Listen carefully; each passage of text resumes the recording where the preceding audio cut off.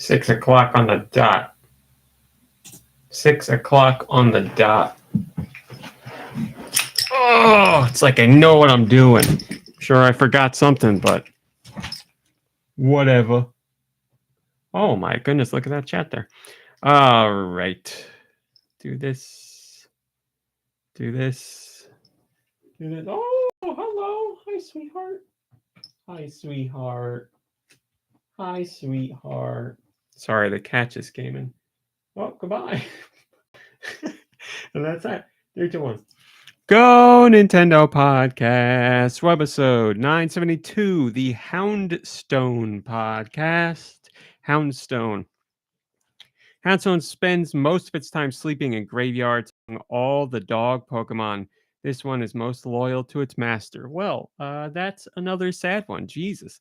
Height is 6 feet. Weight is 33 pounds, male and female. It is a ghost dog category, and its abilities include Sand Rush, which boosts the Pokemon's speed stat in a sandstorm, not related to Darude. And I'm sure we've made that joke before. By we, I mean the royal we, because it's just me today.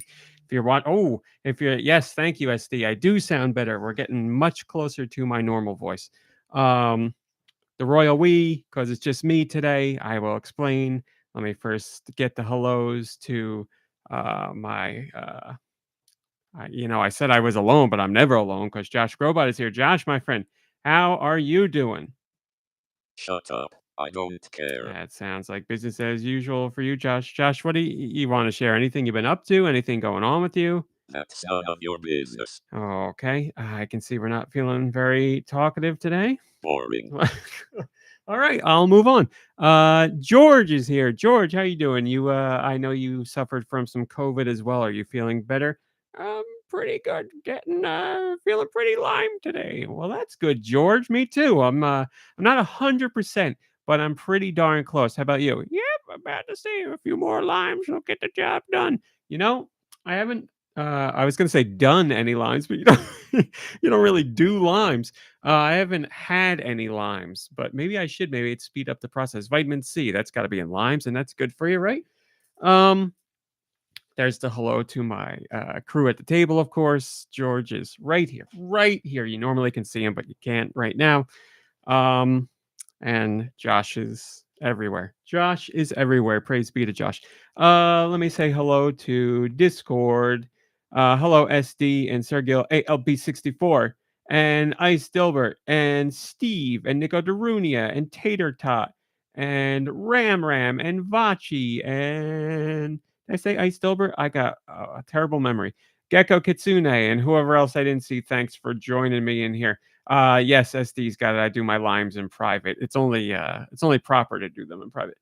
Wrong channel, says 10th Division. What does that mean? Oh, he says I'm here. Oh, he was in the wrong channel. I get it. So yes, I don't know what's going to go on with today's show, but first things first. I have had COVID, as you guys know. Why is no one here? Because, well, it's technically Mom Brain's fault. Since she's not here, I can say that. I have tested clear for COVID. I took a test yesterday. I am shedding no more COVID. I am perfectly clear. The test looked like I didn't even take it. It was so good. How am I feeling? Like 98% recovered. This week I've had a bit of a cough. I can feel one coming on now. It's like I call it a kennel cough, a croup cough. It's just like a dry cough that pops up every once in a while. And I'm still a little stuffy, but I feel okay. I feel like normal. So that's a win. Mom Brain took her test yesterday. Unfortunately, she had the faintest, and I mean, had to hold up to the bright sunlight and take the flashlight on my phone. Faintest line showing that she's still shedding COVID. So we erred on the side of caution. Mom Brain is not able to do the podcast today, not because of that, but we also didn't feel it was right to, or I didn't feel it was right to have people at the podcast. We want to keep our co-hosts safe. So unfortunately, it's just me today. COVID rules and regulations. Basically, it says like 24 hours after you don't show a fever or strong symptoms, you're okay. It's like you can mask up or whatever. And Mom Brain's been back to work for a while now because work was like, it was something like 5 days. I forget what it was exactly for her work. I don't want to speak for that, but it's something like 5 days, no fever, good to go. So she had to go back to work. She had that 1 week out and then went back. Um, so it is what it is. But when it comes to just, work's one thing, boy, what talk about the almighty dollar. Consumerism and working for the man, and you got to go back to work, even if you might get your other coworker sick. But she's masked up and all that good stuff, so she's doing what she can. But when it comes to our personal lives, we can take things a little bit further. She was saying she believes by the regulations she is fine to be around people, and I agree with her. We're just being extra cautious. So I said I just don't feel right. I don't want to risk it. So let's just hold off again. By this time next week, everybody should be more than perfectly good. Hello, Blinded by Daylight. Good to see you.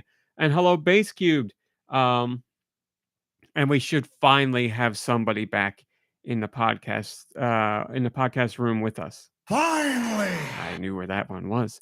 So we've been, it will be a full month since we've had people actually on the podcast. I'm sure Dew will be here. I'm hopeful Nikki Hill can be here, but this week circumstances worked out so that you're with just me.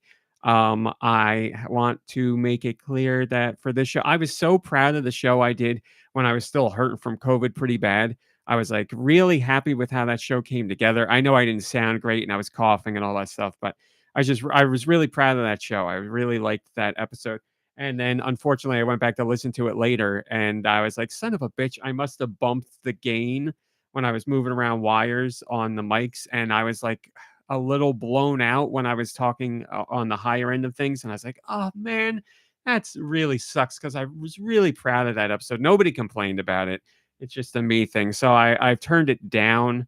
I turned it down last week, but I'm on a different mic this week. I turned it down this week too. So I should be good. If anything, a little quiet, but I should be good. So we'll take it from there. Uh, there was something else I wanted to say. Oh, behind me, I did a quick little piece of artwork for you guys. Since now you can see, Mom Brain reorganized the table and everything. It's much clearer, cleaner, nicer. And she shifted a whole bunch of stuff to the shelves behind me, which you wouldn't normally see most of on the podcast, but you will this week because it's just me. So I put together a piece of artwork for this week's show in the last 5 minutes. I'm a terrible artist, but this weekend is Easter and this weekend is WrestleMania.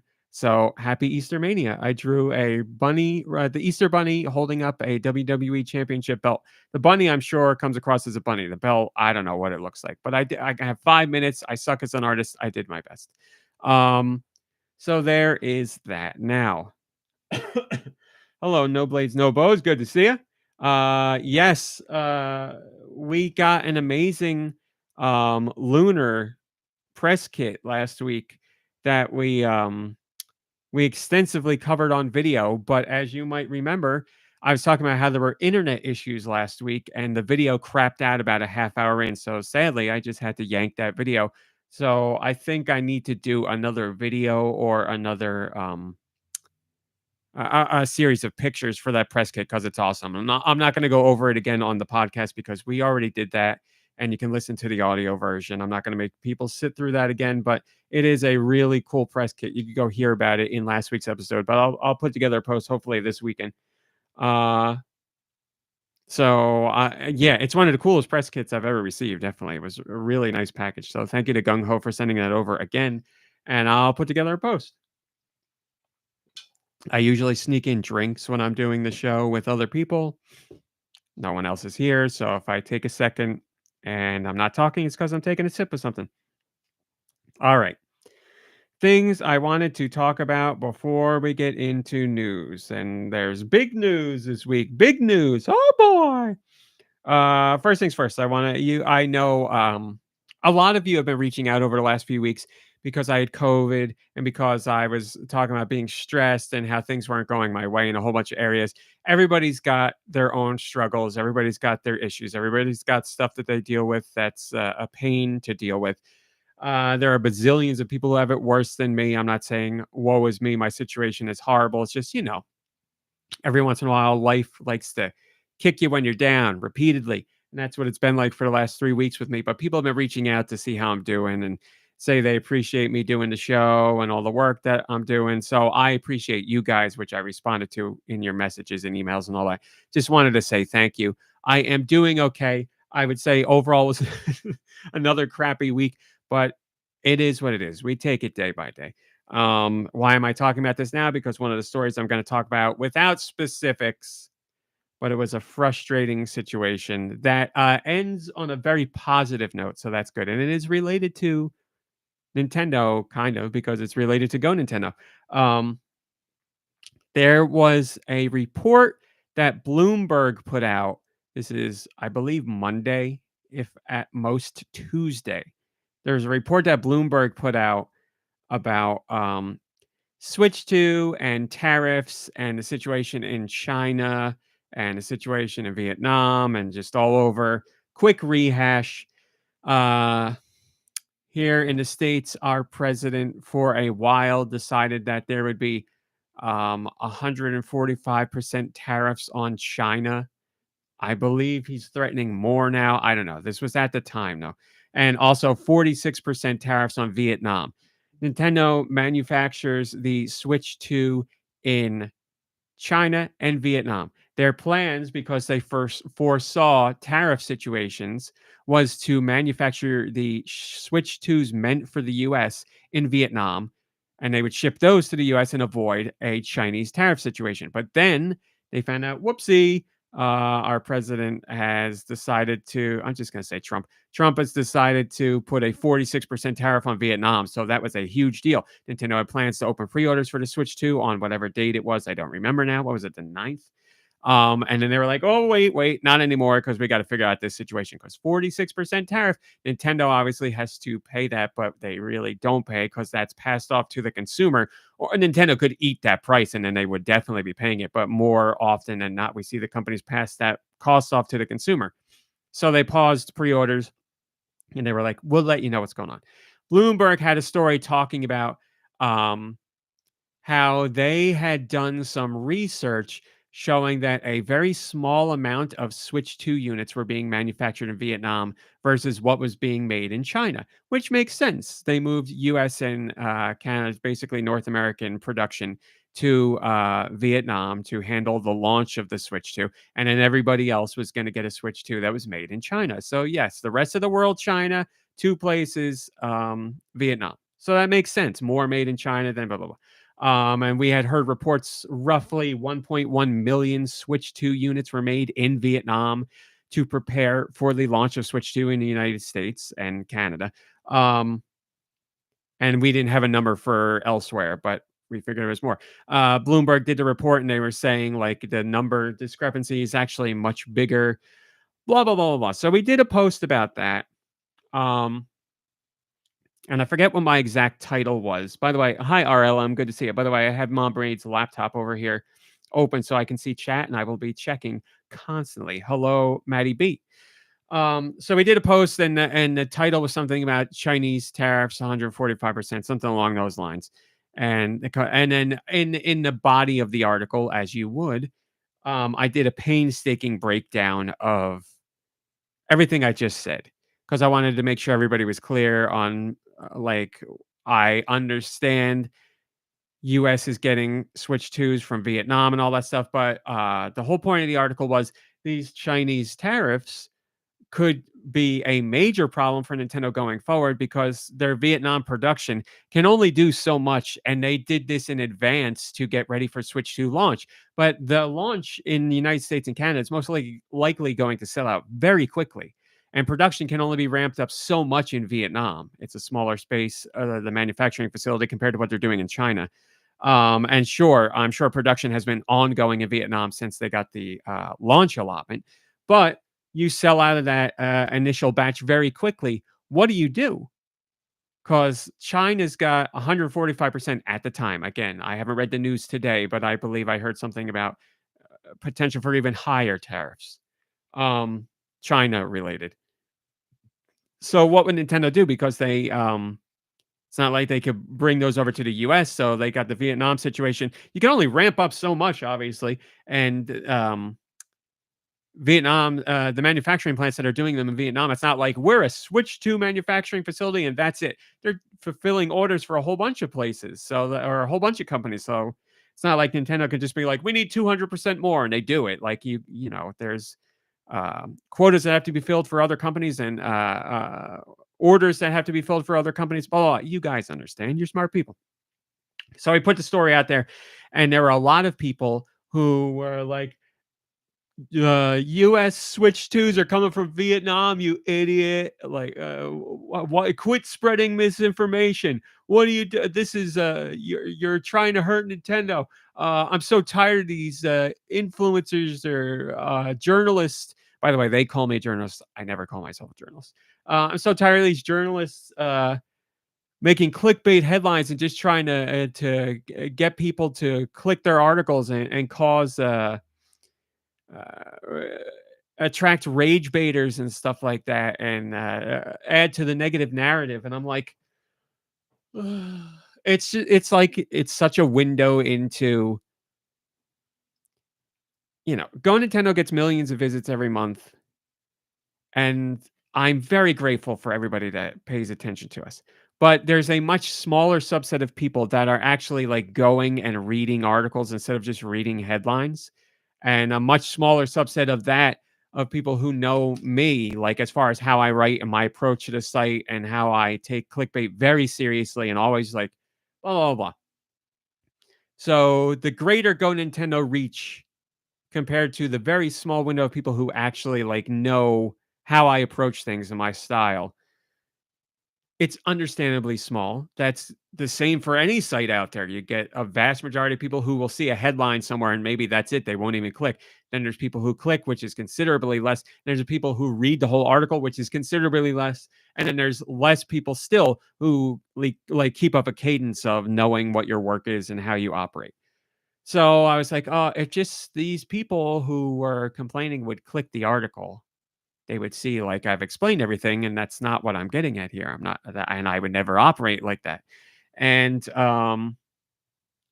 I say Mike Craddock? Hi, Mike Craddock. Good to see you. So I was very disappointed. And then a notable content creator, and I'm not telling this story to drag them at all. I'm not even going to say who it is. A notable content creator like replied to my story and was like unfollowed. I know they said unfollowed, but they said it was basically what everybody else was saying, not as harsh terms, but they were like, you know, spreading misinformation, saying that to me, spreading misinformation. I was like, I it was so disappointing to me because I'm like, I always try so hard to be factual and honest to make headlines that aren't clickbait in any way, shape, or form. But I miss the mark sometimes. Sometimes I do something, I'm like, oh, I didn't even think of it like that. I gotta fix it. I'm always willing to fix, I'm always willing to say my bad. Always willing to apologize. Like I don't get everything right all the time. Nobody does. And I just wish people would be like, hey, this title maybe doesn't construe what you want it to, or maybe it highlights something in a way that you don't mean it to. And I'm like, oh, yeah, that's great. Thank you for the note. I can fix it up. So this sizable content creator said this, and it like broke my heart because they started not intentionally, but they started a unfollowing campaign. It was like they said they unfollowed, and then their replies to them were like a whole bunch of people saying unfollowed, they're garbage, unfollowed, they suck, unfollowed, no misinformation. I was like, oh god, this is a nightmare. This is horrible.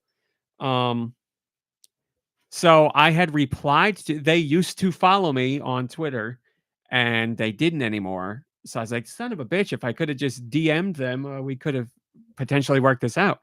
So I replied to them and I was like, hey, would love to talk about this. I'm sorry you feel this is misinformation. I'd love to explain what's going on, and maybe we could find some sort of solution." I sent them an email as well because I don't know if they're going to see my Twitter reply. And I just sat there for a bit as I'm getting dog piled on. And I want to be like, just read the article. You can see that that's not what I'm talking about. But I'm trying to keep a pleasant public facing approach to everything because that's important. And I want to be level headed like that. Just so frustrating when your work gets misconstrued and twisted like that. Um, Thankfully, the content creator did reply and they gave a little pushback at first, but then they jumped in DMs with me. And I will say, we had a lovely conversation. It was probably about a half hour's worth of a conversation. They apologized for it and they said very blatantly, I'm not going to read directly because I don't have their permission, but I'm paraphrasing. They said, uh, in no uncertain terms, that they were a bit embarrassed about how they approached the situation, and they never meant for it to become a unfollow situation, and they were very sorry. And I was like, hey, no harm, no foul. Like, you saw something, you thought it was misinformation, you don't like that that's getting out there as a Nintendo fan. I'm like, I get you. Like, I didn't think you had any ill will. Like, it's all good. I was like, let's talk about the title of the article, what you think is good. I was like, more than willing to reword things here because I don't want to lead people down the wrong path. I was like, here's a couple suggestions. Which one do you like? And they're like, this one because of this. And I was like, that's cool with me. I can. So I switched the title and they said, I'm going to delete all my tweets about this because everything that happened is not what I wanted to happen. I was like, thank you very much. I really appreciate that. Then I fixed the story and I put a tweet up saying, hey, we had a story where the title was kind of pushing people in the wrong direction. Sorry about that. Here's the new title. They replied to that and they were like, thank you. Or they said, how I handled the situation was great and they really appreciate it and blah, blah, blah. It ended up very amicably and went very nicely. It's just this was over the course of 2 hours, the whole thing. Hi, Master Toast. Good to see you. Tony, did I say hi, Tony? Um, so it was like 2 hours where like the last half hour was the chat with this person and everything went well then. And we turned everything around. So it ended very well. But the hour and a half before that, I was like trying to do regular work and working on something else as well that was work related, but I can't say specifically what it is. And I was trying to do that while I'm in crisis management, where I'm like seeing all these people just like numbers going down. I'm like, oh God, why, why is this stuff happening to me? I try so hard. Um, but the good news is everything went back to where it was and has gone beyond as far as like followers and everything. So it all worked out in the end. Just very stressful situation, just that stuff. On top of all the other things that happened, and like there's other things that have happened this week where I'm like, can I just catch a break? And like I said, I have many breaks. I have many wonderful things in my life, but I'm not ignorant to or ignoring any of the privileges and great positions that I'm in work and in life, day to day life. Like I'm okay. I'm healthy. I have a place to live. I can afford to eat. Like I got so many blessings. The blessing. So I'm not saying like again, woe is me. I have the worst life. It's just, everybody in their life has trials and tribulations. And sometimes when they hit one after the other, it can get to be a lot. So that's what's been going on with me. But you guys have been wonderful reaching out and saying very kind things and making sure I'm good. And you guys don't have to do that, but I very much do appreciate it. And it's been very helpful to combat one side with the other. So thank you for all that. And I'm always touched that you guys say that what I'm doing on GoNintendo with the podcast or what me and the crew is doing on the site, you find it to be a bit of respite or a great source for Nintendo information or both, just something to help you get away from your own struggles or your own worries. And I could not ask for anything better than that. That is amazing and something I've taken with me through all of Go Nintendo history from day one to now. It is unbelievable that I get to create, be part of, make something that has people feeling that way. So that is awesome. Hi, Joe Shabadoo. Good to see you.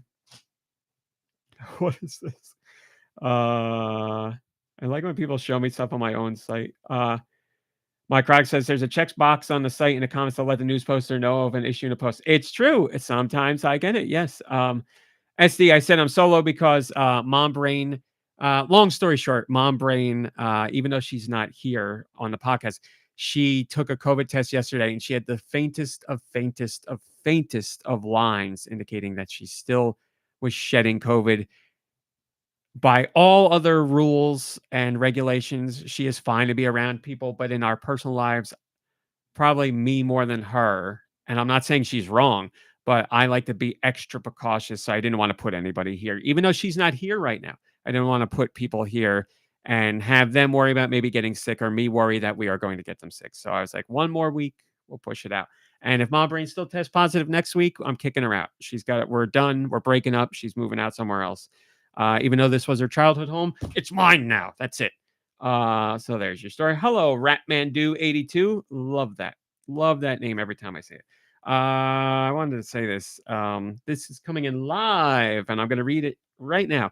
This comes from Bill Coon on social media, who you might know as an insider with lots of Nintendo information. They say undisclosed information for U.S. citizens, just like Target, Walmart U.S. will open pre-orders for the Switch 2 on, you know, the date, but we'll talk about it in our top stories.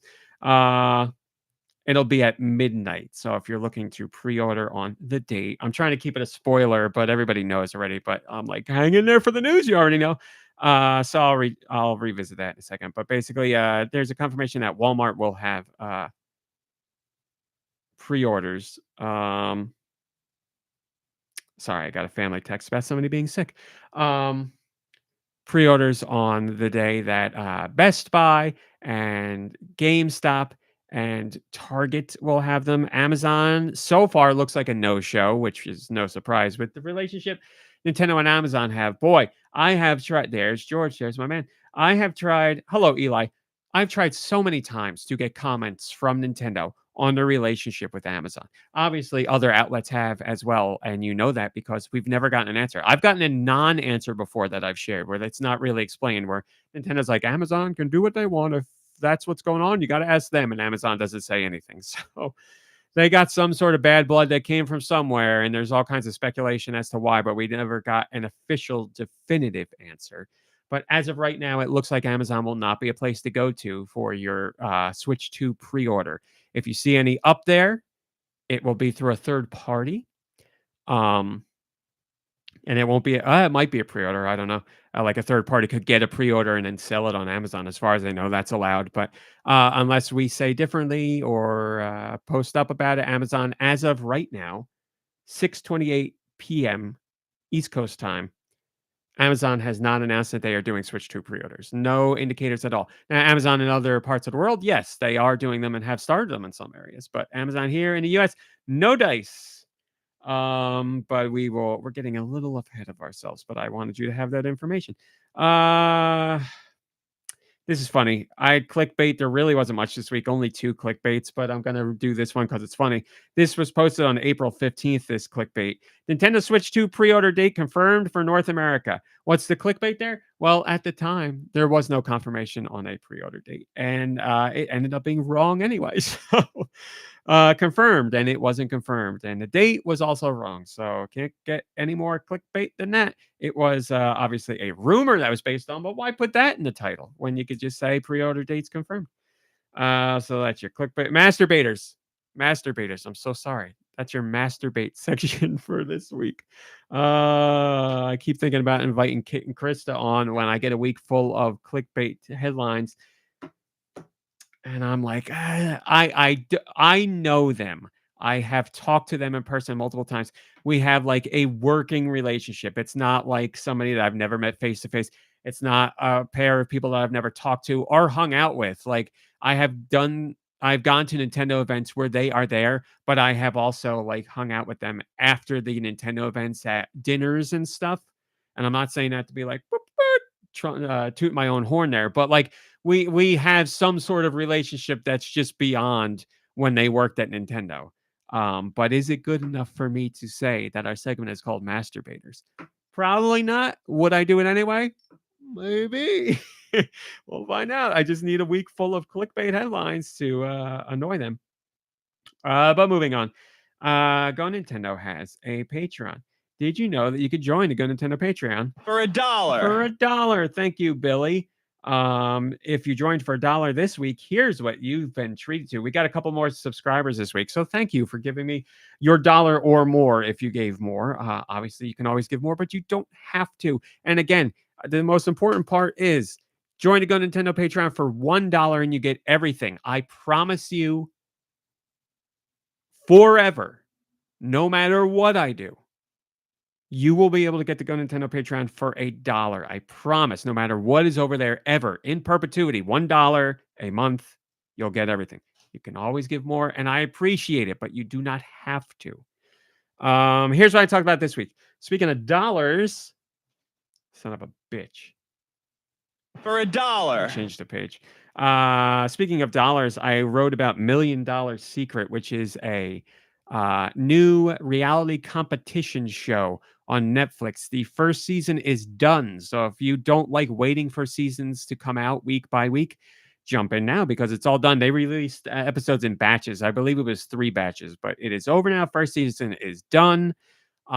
It was great. I know I've talked about it before. But now that it's over, I talked about it again. Hello, Outlaws. Good to see you. Lost my train of thought. I know I talked about it before, but now the show's over. I gave like a quick review of it. Here's very quickly again what it is. A whole bunch of people in a house. They don't know each other prior to going to the house. Everybody gets a briefcase. One of them randomly has a briefcase that has $1 million in it. Their job is to pretend they don't have the $1 million. Each day in the house, there's a vote out section. Somebody gets voted out. When they get voted out, they open a briefcase and they say, "You got me." The money goes to somebody else. Or they open a briefcase and it's empty and the briefcase stays with the person. At the end of the show, if you have the briefcase with the $1 million, you win the $1 million. There's a lot of other wrinkles in there. Little challenges, little ways to get advantages on top of advantages if you're the money holder and advantages if you're people trying to find a money holder, blah, blah, blah, blah. The show was really good. A lot of fun. It rode that line between serious and silly, but definitely more serious. Lots of uncomfortable moments where people, if you got the $1 million, you have to lie to push people away. I really don't think I could do this show. I think A, I am a terrible liar. B, more importantly, I don't like to lie. I know it's for a game and that's okay, but the level of lying that you have to go to in this show would be too much for me. There's other shows, reality competition shows where you got to lie, but they're little white lies and it's just fun, silly, stupid stuff. I could handle that. But this is like, you got to lie your ass off the whole time. It's crazy, but it made for a really interesting watch. So if you're looking for something lighthearted, interesting, game showy or reality show-ish that you could just blast through in like a couple days, probably a whole day if you really wanted to go hard on it, I would check that out. I liked it. Here's a little teaser that I probably shouldn't say, but I'm going to say anyway. I believe my sister and I are going to start a new podcast. It is not going to be Nintendo related or video game related. We might talk about video games from time to time. But I believe we're going to do a podcast. We were talking about names for it last night. And it would be about just shows that we're watching. I don't know if it would focus on reality competition shows or reality shows or what. I think it would just be shows in general, stuff that we're watching, and we're going to talk about it week to week. She seems pretty like she's the one driving the idea, so she seems pretty down for it. I think it's gonna happen when we do it. I'll let you know. You could check us out there. I'm taking a drink. I'm pretty excited for that. Man, 4C iced tea. I've loved it since I was a kid, and I haven't had it in decades. But we got like the little, single serving mix packs. It's so good. It's so good. I also talked about Marathon and South of Midnight. Marathon is the new-ish game from Bungie. I say new-ish because Marathon was, I believe, their first game, and now they're reviving the IP for a new extraction shooter that's coming out this year. And South of Midnight is a game that's on Xbox and PC. Just came out recently. And why was I talking about those two games? Well, I was saying, there's all this Switch 2 backlash online as far as pricing and all that stuff goes. And we've talked about it at length. there are legitimate concerns and gripes. There are people who just like to rage bait and complain. There are people who like to stir the pot, and there are bots. They're all of that mixed into one. But I was like, I am so tired of all this negativity in general.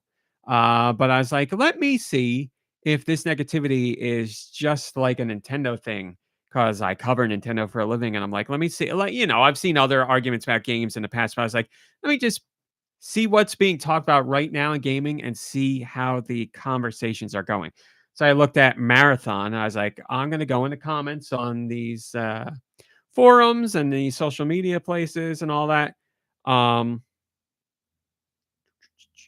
Sorry, keeping up with Switch 2 stuff.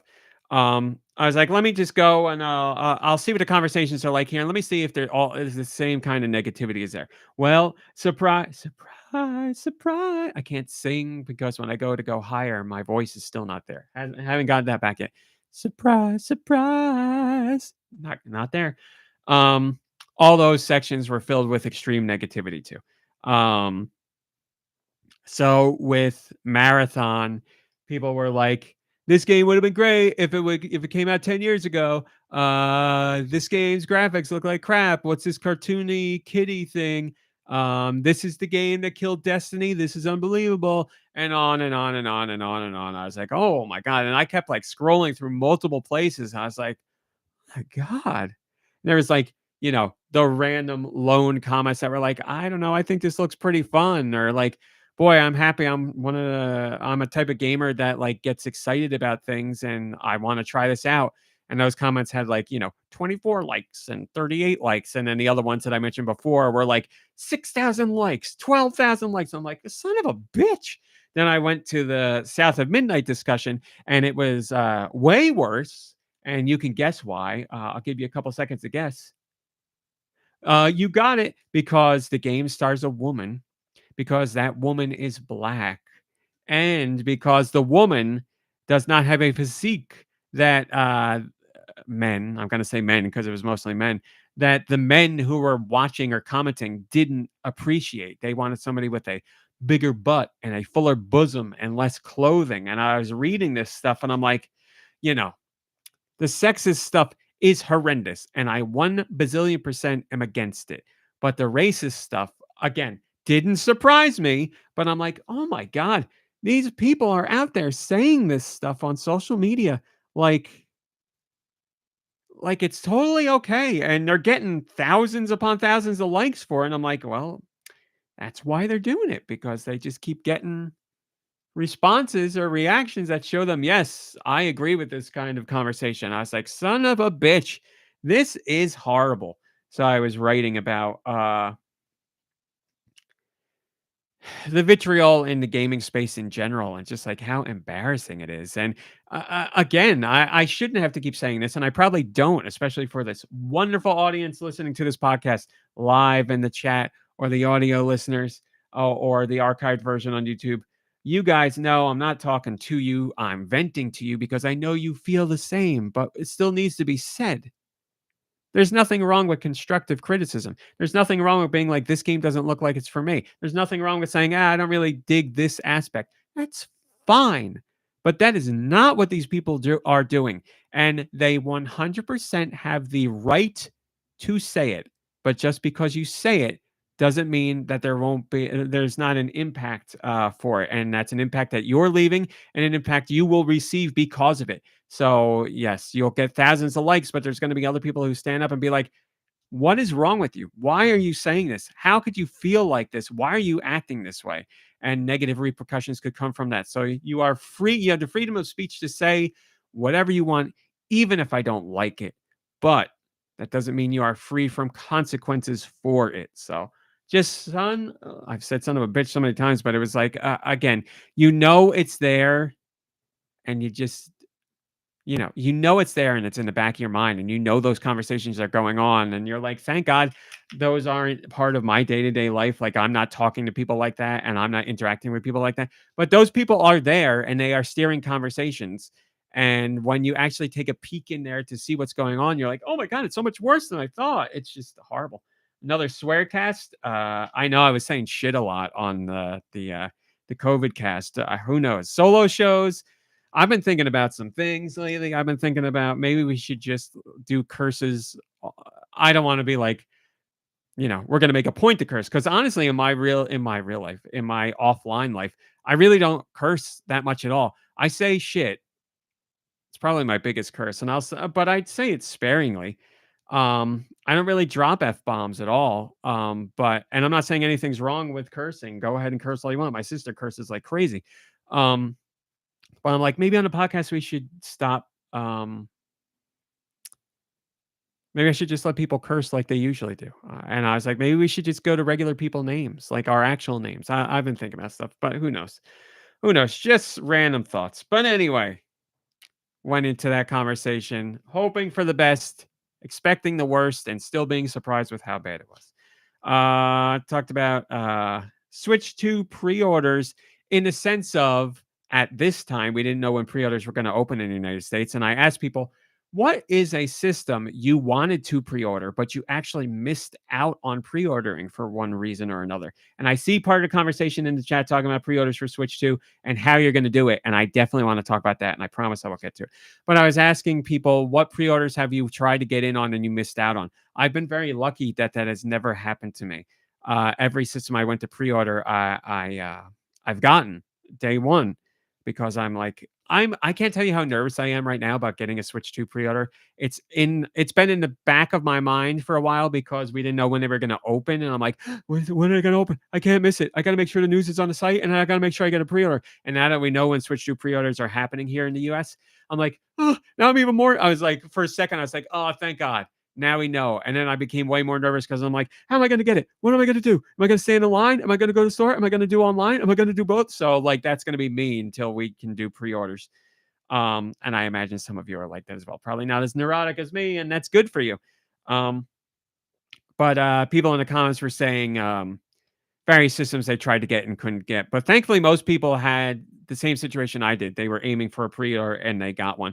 And others were like, I don't really go for a system at launch. I usually wait for a bundle and then I don't have a problem. I'm like, you are more patient than me, and I applaud you for it because that is not in my DNA. Someone would have to like hold me down and stop me, especially when it comes to a Nintendo system. I do this for all systems in general. Like I was like this with the PS5 and the Xbox. And as I said, I don't even really like the PS5, but when PS6 comes around, I'll be pre-ordering it day one because I love video games. But when it's a Nintendo system, it's a little bit different. So I'll talk about the options and what I'm considering doing in a little bit.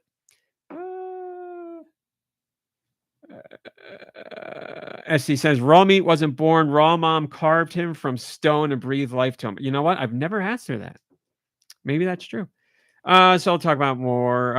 We'll talk about pre-orders more later. I also did a quick review of Daredevil Born Again, which season wrapped up on Disney Plus, and I really liked it. I liked it from the beginning. I thought the show got better as it went on. There were some really jaw-dropping moments. There were some great story beats that I really liked. Again, a lot of connections to the real world that made it hard to watch, but also strangely comforting to watch because it's like, wow, look at this. These four things are going on in the real world right now. This is mirroring real life. But like in this world, Daredevil's there to help out and other people will help out like superheroes. And I'm like, that's strangely comforting because I like to imagine where that happens. We aren't living in that world, but it's nice to know. Like, I'm like, oh, it's just nice to see, even if it's fictional, a superhero that's like, this stuff's not gonna fly. I'm gonna help out.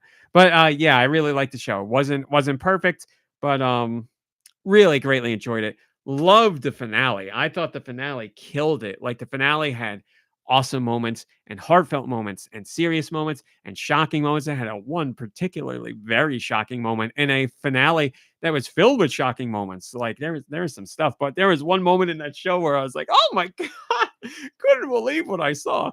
But it was the great thing about the violence in Daredevil is that it's not there for violence sake. It's there to emphasize the story and heighten the characters. Like it's not like it's just violent all the time. When there's extra violent moments, it's done to like really show you the pain someone's feeling, not the physical pain, but the mental pain, or like just how horrible someone is, and just like how warped their mind is. I really like how they use violence to further the story rather than just be like, oh, he got his face shot off and stuff like that. Um, yes, that's Steve. That's right, jaw dropping. Hello, William. Good to see you. So I love the show. Stevie, I see you saying the original Switch is the only console you've ever gotten day one. Well, tell me, Stevie, are you going to be getting the Switch 2 day one, or at least attempting to get the Switch 2 day one? As I said on a previous podcast, I have a friend who the Switch 2 will be their first Nintendo system that they ever pre-order for day one. Warms my heart. Warms my heart. I'm going to be playing Fortnite with them later tonight. And have they gone up in my book? A little bit. I'm taking a sip. I'm trying to drink responsibly so I don't have to get up and pee, because what am I going to do? Hi, Eggman. It's good to see you. Eggman says, about to do a taste test. Costco hot cross bun versus Kit Kat hot cross bun flavor. We'll report back. I love me a Kit Kat, but it's Costco. I'm going to go Costco as the winner here. I eagerly await your review. Stevie says, and no, LOL. I really only... And it disappeared. I really only want the new DK. Mario Kart is cool, but yeah. So no Switch 2 day one for Stevie. Moving on, we also have Switch backlog. I had this thing when a new system is coming out and we actually have a date. I get this feeling where I'm like, oh, better get on that backlog. You know, my backlog of games is always on my mind. But when I know that new system is coming, I was like, now's the time. I got to go get that. I got to start playing these games. So now that Switch 2 is locked in for June 5th, I'm like, got to get to the Switch backlog. And I was talking to everybody else on Patreon being like, do you feel this way? And what are you planning on tackling before Switch 2 comes out? For me, I said it's odd. It's like I'm going full circle with the Switch. I played the original Blaster Master Zero because that came out pretty much at Switch launch. Or was that directly at Switch launch? Like it was like a week or two later or day one. I don't remember, but it was right there. And I'm a huge Blaster Master fan. It's a big part of my childhood, the original game. I played pretty much every installment after that. And I was so happy to see this series come back. And I love Inti Creates. And I was like, oh man, that's an awesome pick for a developer. And I loved that first game. Loved it, loved it, loved it. And then the second one came out. And as I said on Patreon, I believe I bought it right away. But I didn't get to play it because of this, that, or the other thing. And then I never played it. So Blaster Master 0, 2, and 3 have gone unplayed. So at the top of my backlog right now is those. I want to go back to those. And I know 2 and 3 didn't come out at Switch launch, but Blaster Master 0 was there at Switch launch. So it's kind of romantic that I want to go back and play those. But that's the first thing that popped into my head right away. I was like, Blaster Master 0, 2, and 3. I need to do that. I also have to finish up Dragon Quest 3 HD 2D Remake, which I've been talking about for months now. And I still play. I still chip away at it. It's just like, as I've said on multiple shows, with the state of the country and how I'm feeling, I just haven't really been in the mood to play anything solo, but I've been inching my way back into that. So a whole bunch of reasons, but Blaster Master 0, 2, and 3, that's what I'm doing. Or that's my plan. And I replied to people's comments today about that. And then the newest post today is about HD Rumble 2. But since I just posted that today, I won't talk about it until next week. So there's that. Again, you can join the GoNintendo Patreon for the low or For $1. So if you did, thank you. If you do in the future, thank you. If you were at one point subscribed and are no longer subscribed, thank you. All right, we did that. We did that. Well, I guess that's it. Yeah.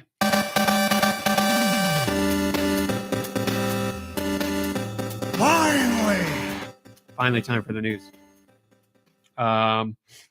Beginning of the show was mostly Nintendo related. What am I doing, man? It's like I run a Nintendo site or something. We're just going to start with the big story from today because that's what everybody's talking about. Oh, by the way, thank you so much. Hi, Rocky. Yeah, good to see you. Everybody's here today. Thank you so much, everybody. That's been really so. I'm not stupid. I know when a new system is coming out from Nintendo, traffic on the site is going to go up. When you're talking about Switch 2 rumors and all that stuff, and traffic has been good in general for years. But I mean, that's why I'm still here. But when you talk about Switch 2 rumors or new console rumors, and they are coming out steadily, of course, more people are interested in that. But then when you get to the period of like, we know the new system and we know when it's coming out, and we all that's like, people get really excited and start finding or hunting down news more. So our traffic has been very significant. I want to thank everybody for coming to the site and supporting it and reading and spreading the news and sharing our articles wherever you do, or just any way, shape, or form that you're interacting with GoNintendo. Thank you, and like commenting and signing up for comments. It's very much appreciated, and I sincerely mean that. I really do. It's cool to see. I'm honored, and I have a lot of people who get in touch who are like, I found out about your site when I was looking for news on the Revolution, or I found out about your site when I was looking for news on Project Cafe, or Nitro, or whatever the subtitle or the code names for systems.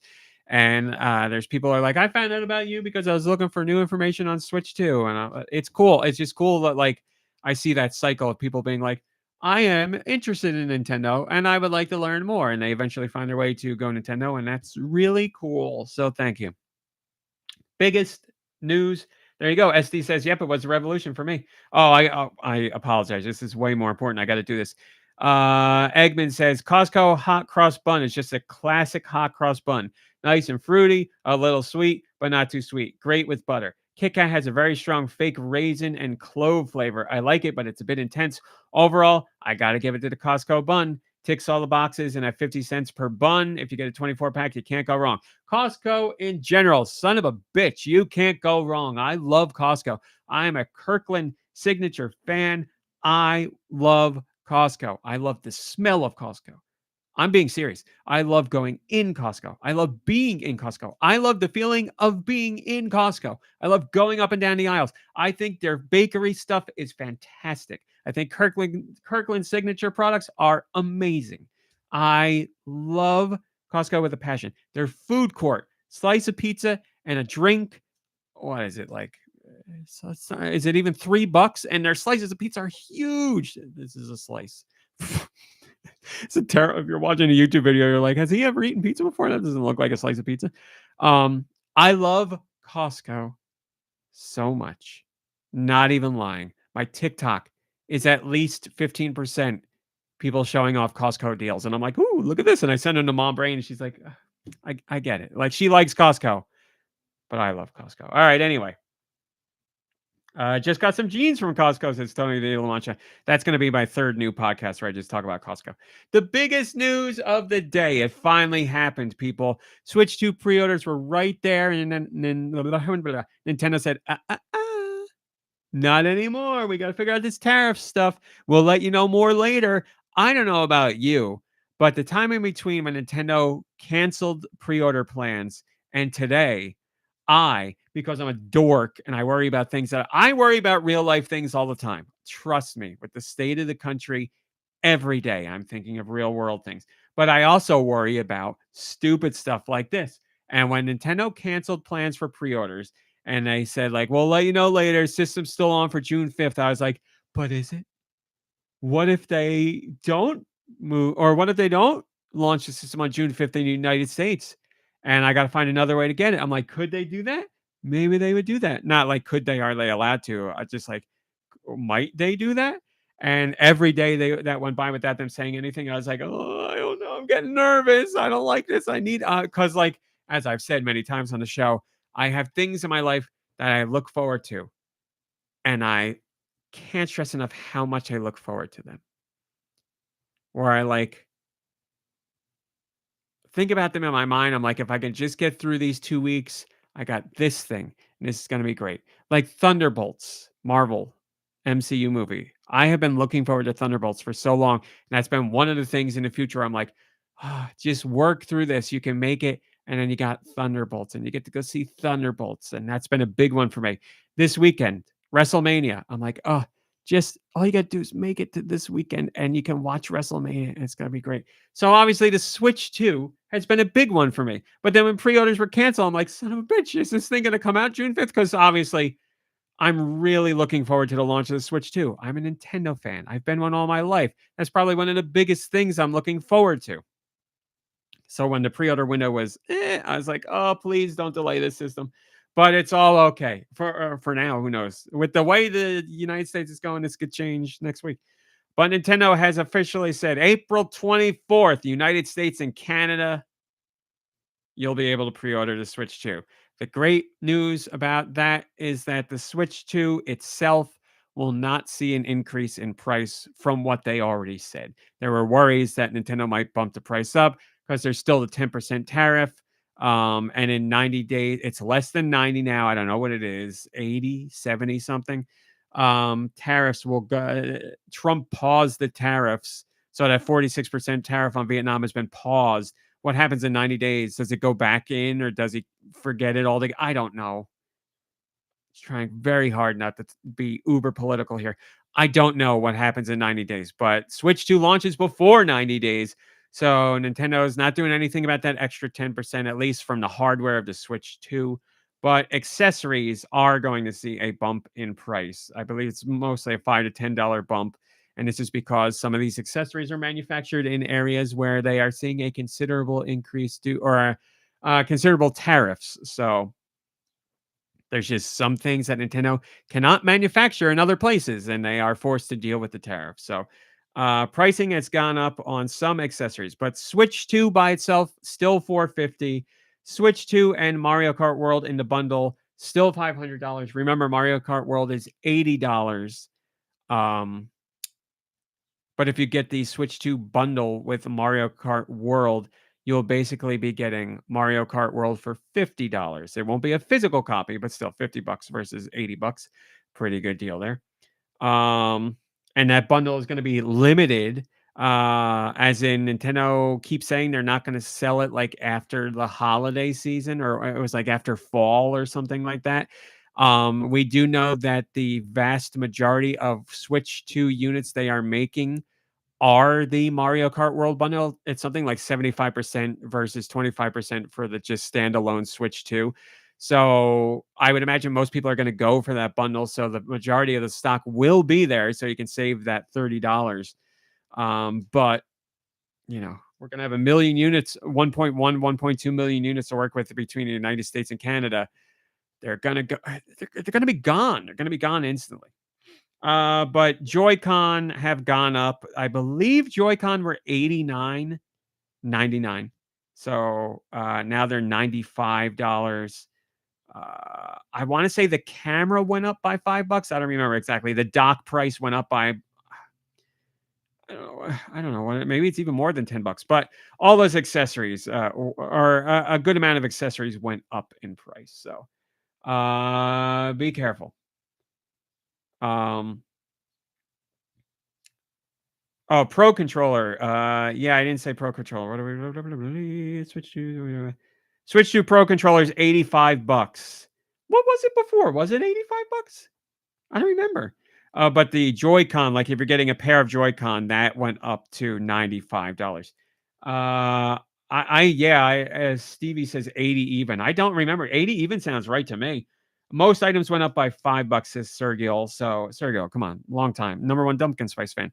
I trust him. But yeah, just keep in mind, it sucks. Don't get me wrong, it sucks. I would imagine if you were already planning to get some accessories, I don't think you're going to see the $5 price increase or even a $10 price increase. It'd be like, too rich for my blood. You might, and that's fine. I'm not saying you're wrong, but I would imagine most people are already like, yeah, I'll get it anyway. Especially if you're in the United States and Canada. We're talking about specifically if you live in those parts of the world, you would probably jump on it now because you're like, oh my God, if this is what it is now and I had to bump things up based on where it's being made, this situation could get considerably worse down the road, especially if these things are manufactured in China specifically, because if they're only coming from China and then they come here and we have 145% tariff and that's going to keep going up, like of course you're going to want to get it now. You would hope that it goes down. And if it goes down or goes away completely later on, you could be like, I could have saved $5, but you don't want to wait until later and be like, oh my God, now I got to spend $30 more. So Master Toast says, I remember when the Switch launched, I couldn't afford the Pro Controller until after I got the system. I didn't feel like I needed the Pro Controller because I had the Joy-Con. I wanted the Pro Controller. I don't remember if I had it at launch or not. This was a different time for Nintendo coverage. When it comes to media outlets, this, when I no longer work on GoNintendo and like I'm done and dusted with it, completely removed from it, I'll have so many tell-all stories to share. I can't because it's not going to be the right thing to do work-wise, and it would be disrespectful.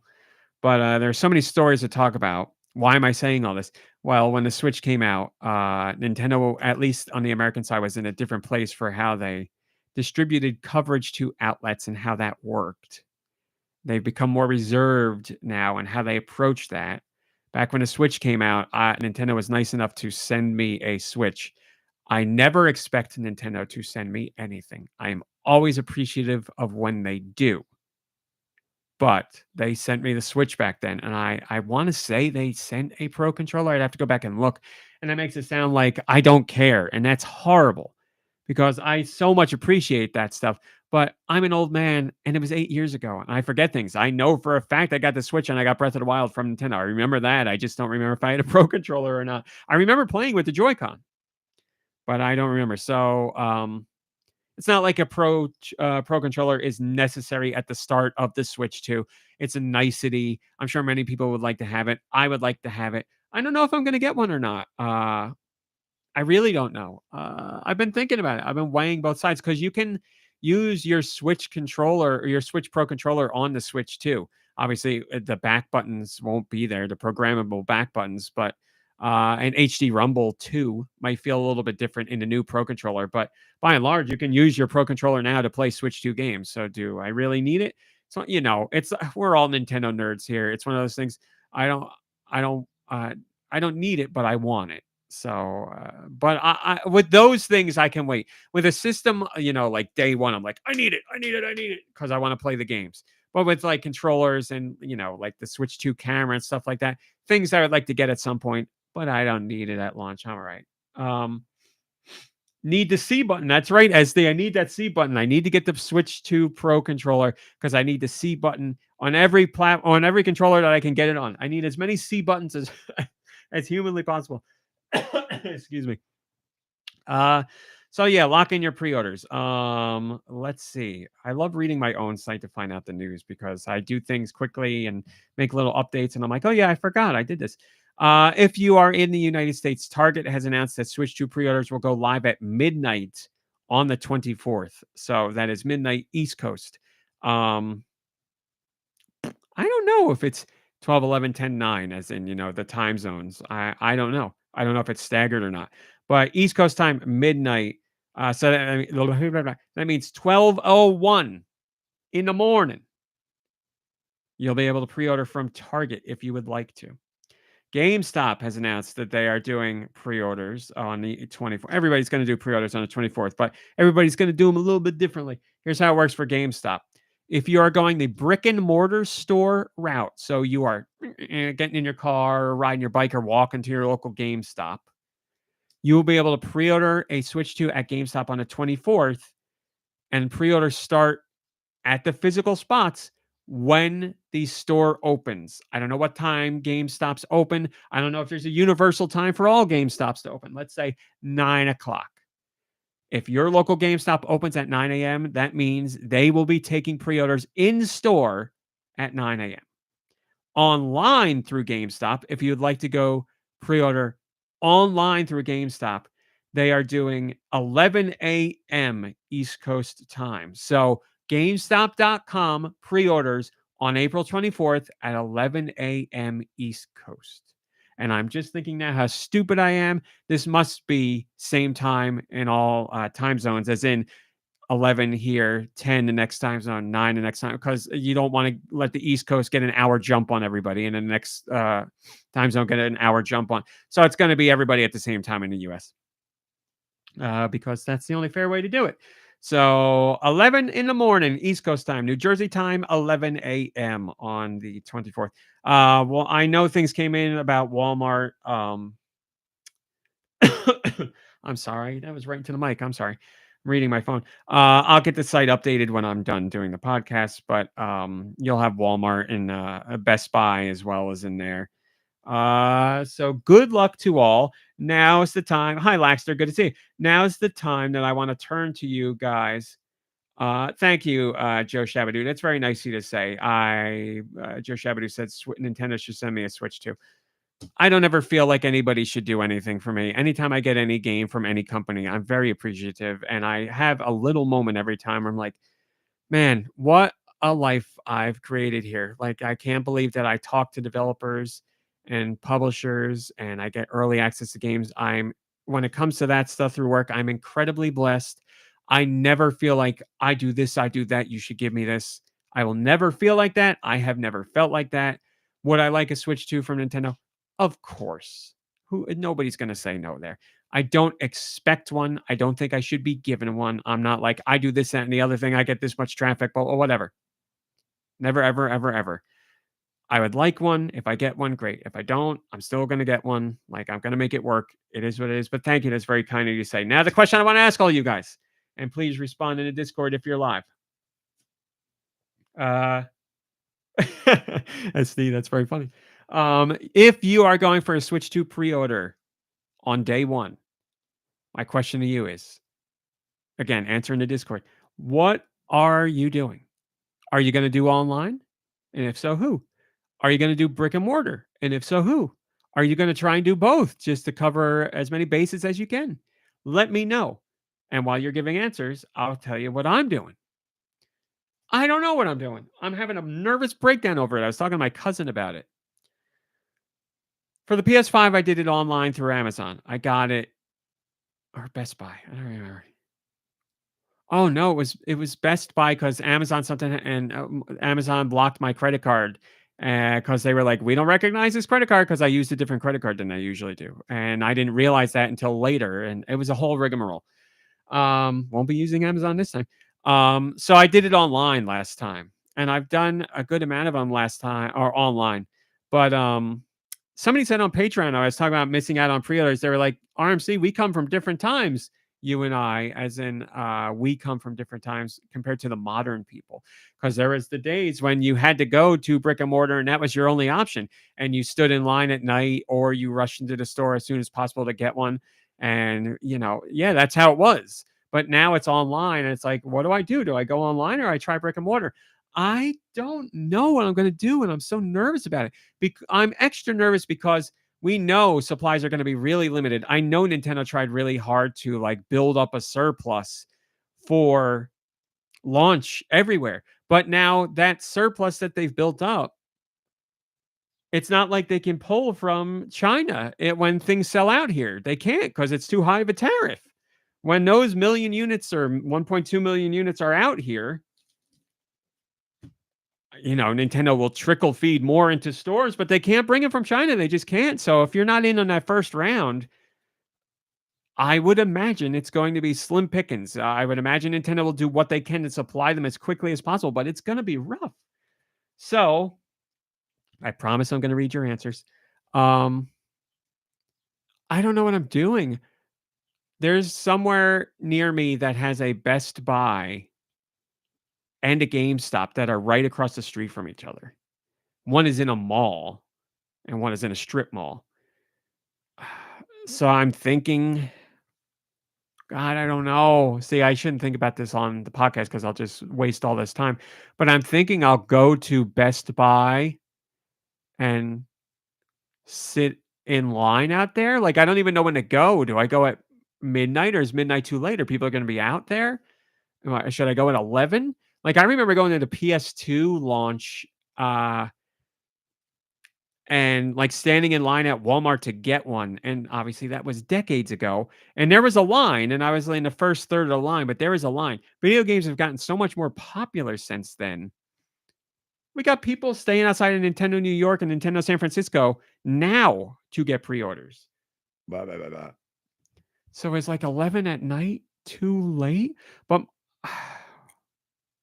I'm leaning towards going to sit in line.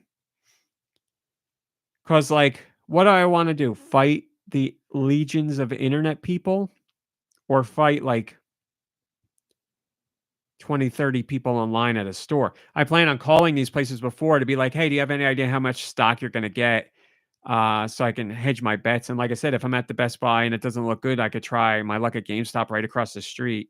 And then on top of all that, I could have my phone, and when pre-orders go live at midnight, say wherever, doesn't matter. Um, I could try and get one on my phone, and if I get one on my phone, I'll be like, "Okay, I'm good now. I don't need to sit in line."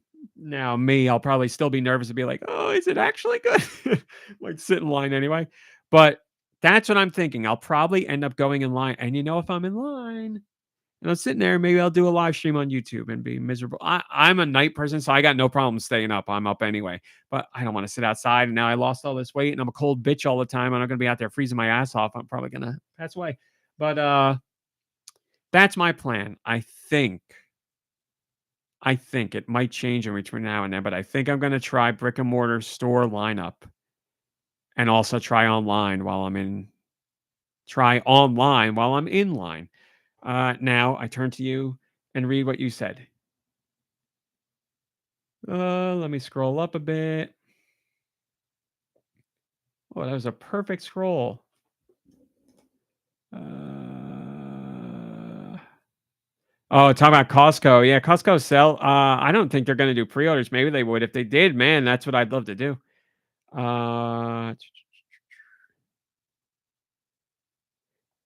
Master Toast says, if Nintendo sends me an email, I'll go through them, but I do live close to GameStop, so that's my worst option for launch. Yeah, I'm signed up for the Nintendo emails too.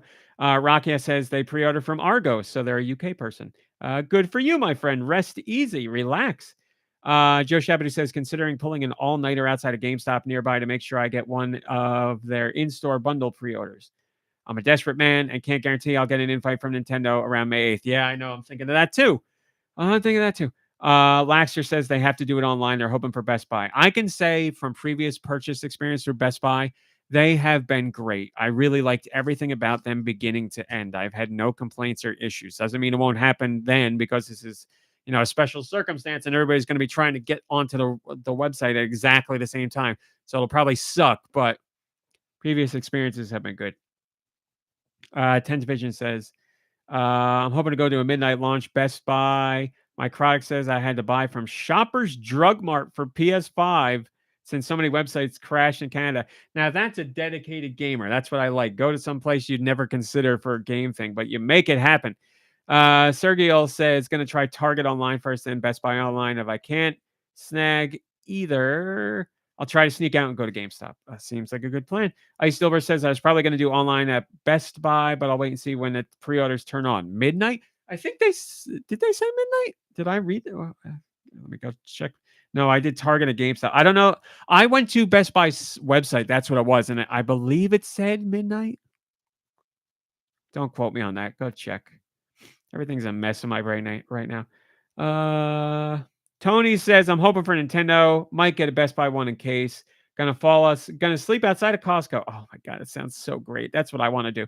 Ratman Dude's got the right answer. They're gonna be fighting old ladies in person. That's right. Get out of here, old lady. I deserve this more than you. I'll be able to spend more time with it. You're leaving us soon.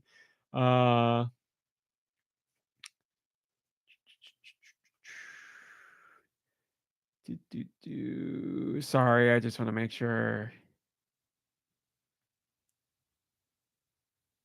Sergio says, with no pre-order, RMC, I would say 2 hours before. I don't know. 2 hours seems way too late, doesn't it? That makes me nervous. Stevie says, curb pickup at Best Buy.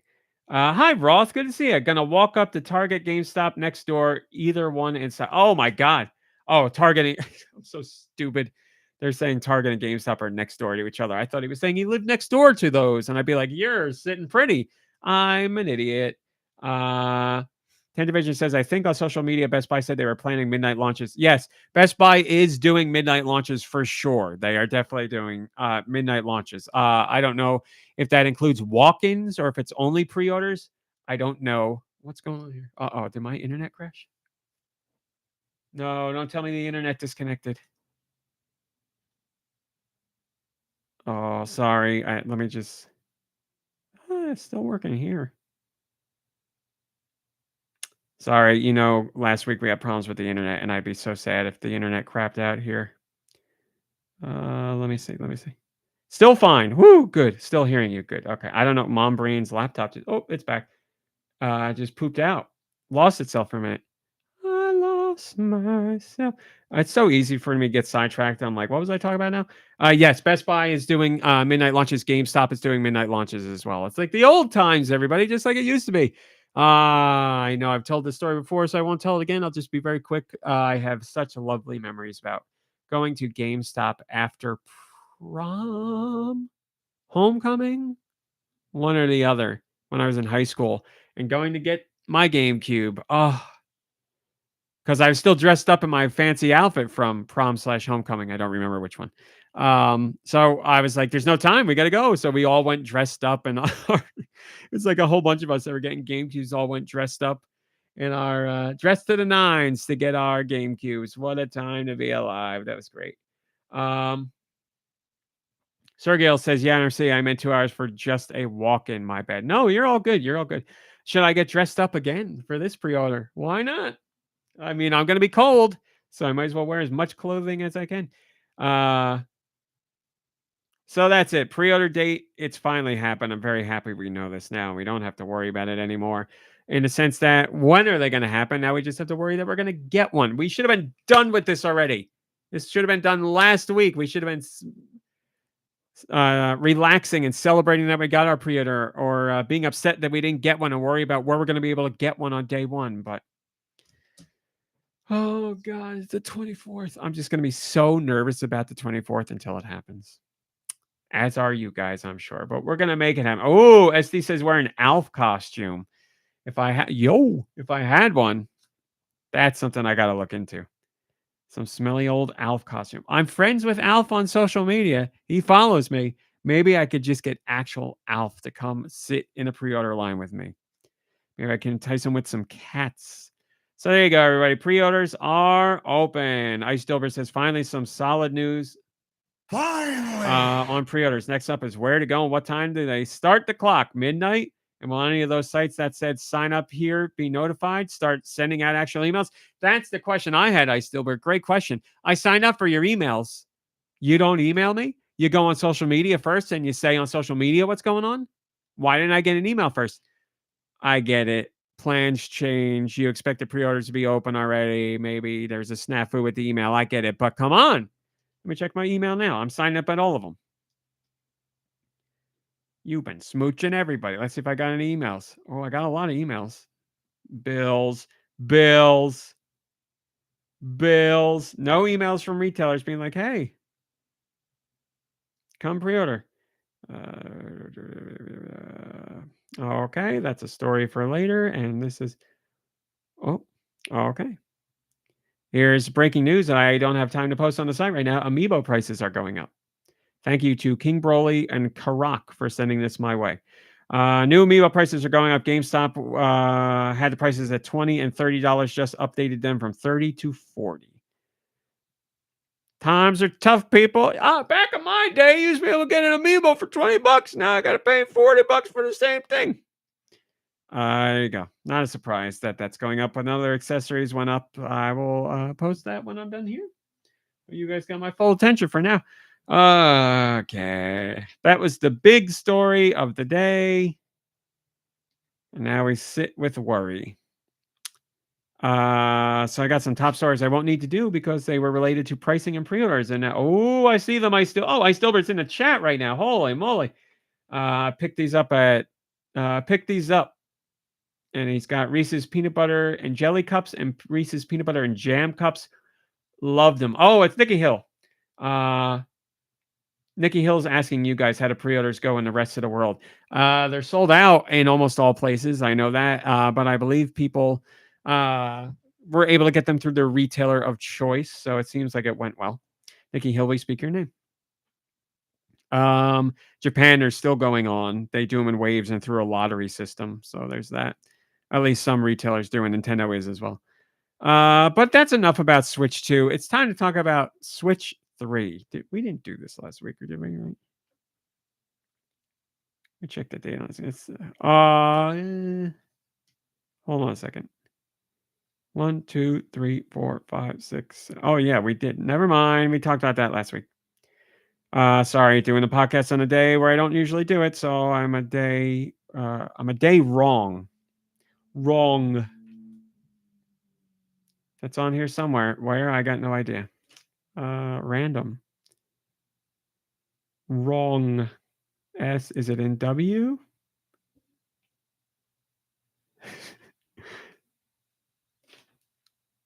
Wrong. Got it. Got it. Got it. Worth it too. Totally. It was definitely worth all that waiting you guys had to go through. Wrong. All right. What do we got here?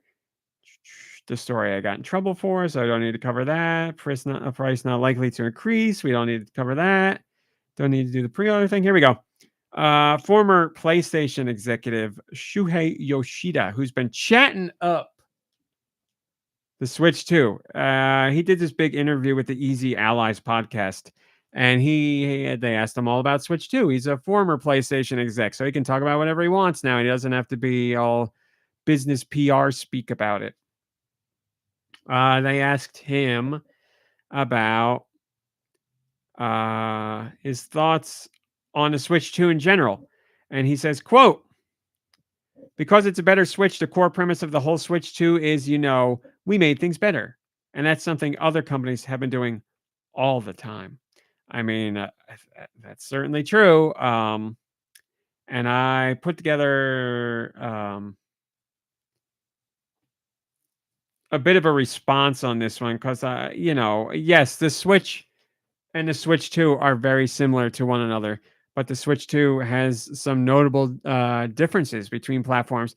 And on top of all that, I don't think it's exactly fair to just talk about it divorced from software as well, because Nintendo also experiments with software, and they've even said in their interviews with developers, like their internal interviews, that the ones that they post on their website, they've said, like, we've done things like Nintendo Labo and Ring Fit Adventure, and we kind of like to experiment in that way. We can put out unique products or accessories that connect with the platform. So even if like the Switch 2 is more or less a Switch in terms of the features it offers, that doesn't mean that it's not going to have things available for it that won't be completely new kinds of experiences. And I agree with that. So we shall see. But again, my sister is calling me. This show is a mess. We were doing so good. I'm doing pod. What's up? When it's a phone call, it's usually bad. And she's leaving me a voicemail. If it's really bad, you wouldn't leave somebody a voicemail, right? It'd have to be like, hey,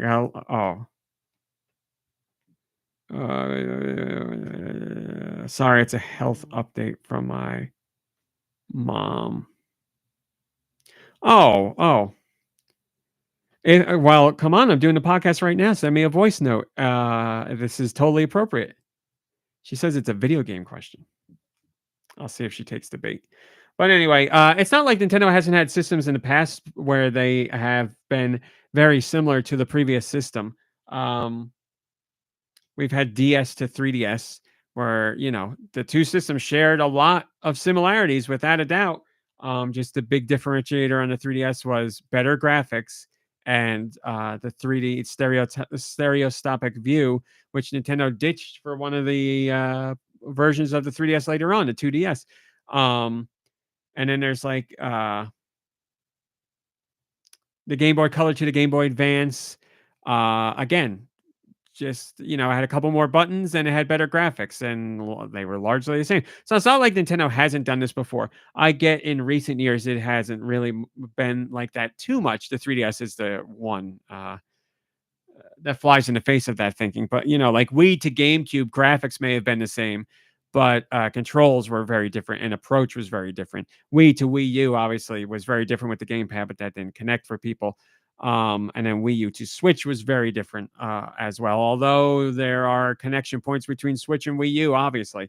So it's not as cut and dry. And I know Yoshida was saying stuff like Nintendo's lost their identity, or I wonder if Nintendo's losing their identity. And I'm like, it's very difficult to just like I don't know how you can make a statement like that or really question that. You could be like, I'm kind of disappointed that Nintendo's choosing to go a more standard 1 to 2 approach here, but I recognize that the system does have some different features, and we have to see what they do with software as well, because that's why you get a system to play the software.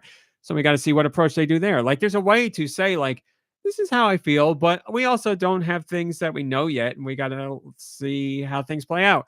But instead, Yoshida's like, have they lost their identity? And I'm like, "Ay, yeah, yeah, yeah, yeah." Like, I would argue you'd lose your identity more if your software fell off and like you didn't make like great software anymore. It's not like, Nintendo's first party efforts, especially like the mainline entries, are top notch, and they've innovated in multiple ways. And it's just it's crazy to just look at the hardware and be like, they've lost their way.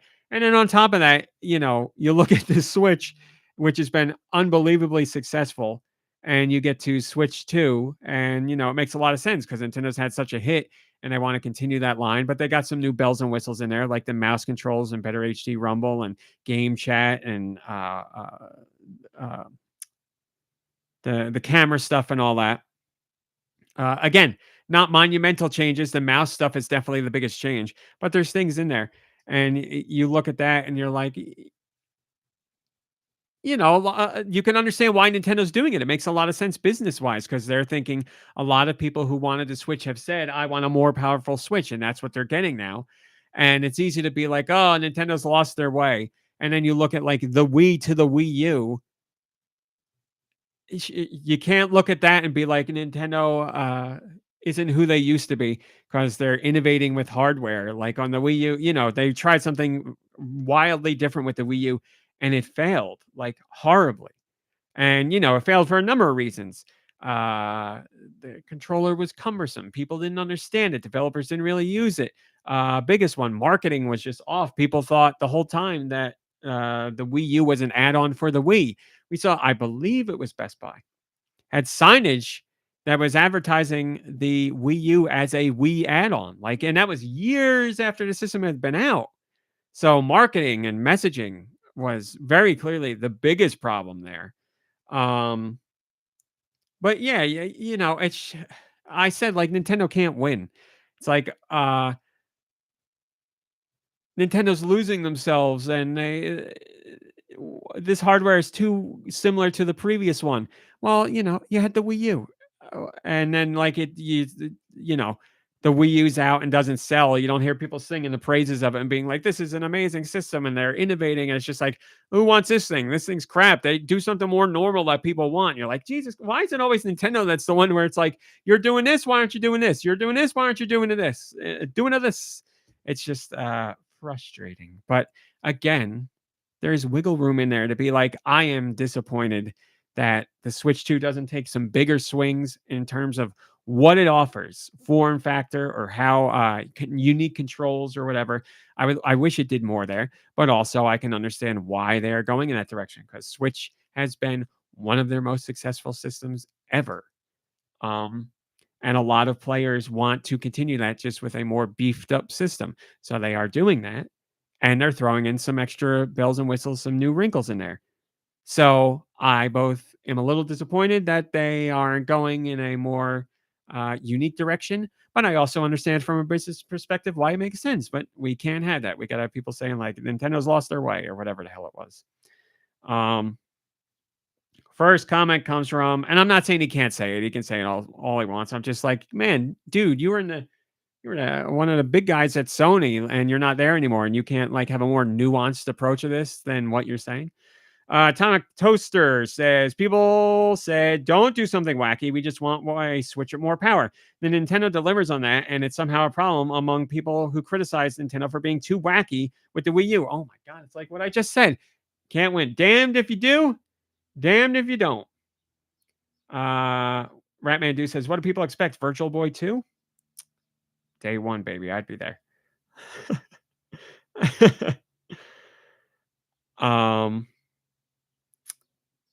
My sister says it's an embarrassing question. So she told me what the question is, but I guess she doesn't want people to know about it. So I won't put her on blast. I'll just say, well, I didn't share your question on a podcast. You're safe, but you can ask me the question through text, and I will text you back a response. All right, moving on. First part of the show was so good, so good. Or I liked it.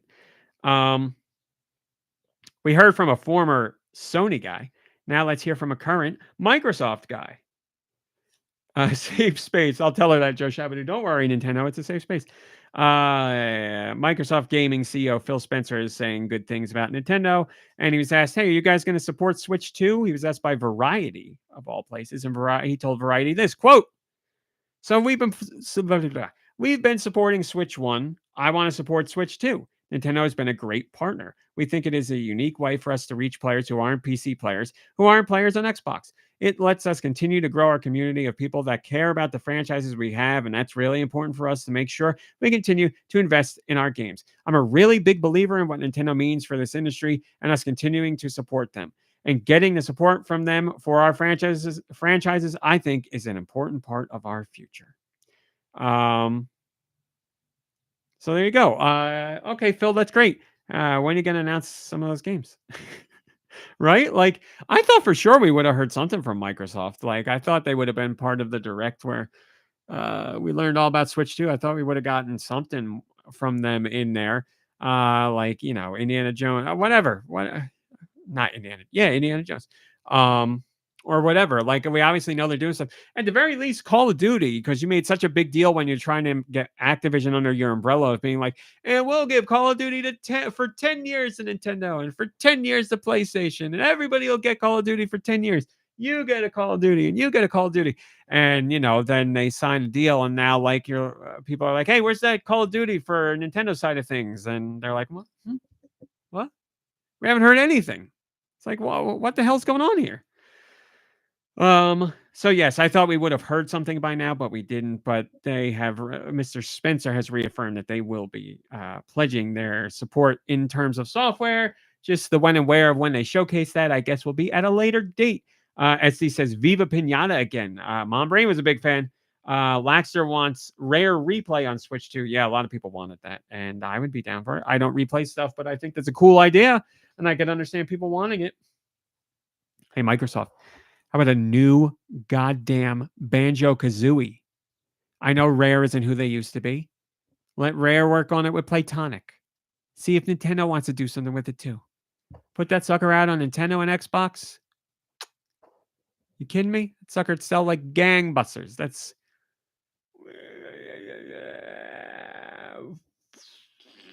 4 million copies sold. That's my prediction. I think that's lowballing it. Call of Kazooie. Yes, SD, right there. Call of Kazooie. It's what everybody's wanted. Banjo already uses Kazooie to shoot eggs out like a gun. So put Banjo and Kazooie in Call of Duty, and you have Call of Kazooie. It's perfect. It's what everybody wants. Call of Duty fans are constantly asking where Banjo Kazooie is. Banjo Kazooie fans are always saying, we want the game, but as a first-person shooter. It's been all over the internet for years. Both sides have been saying exactly that. Give the people what they want. Aussie McBucket says, I like his candor. Candor.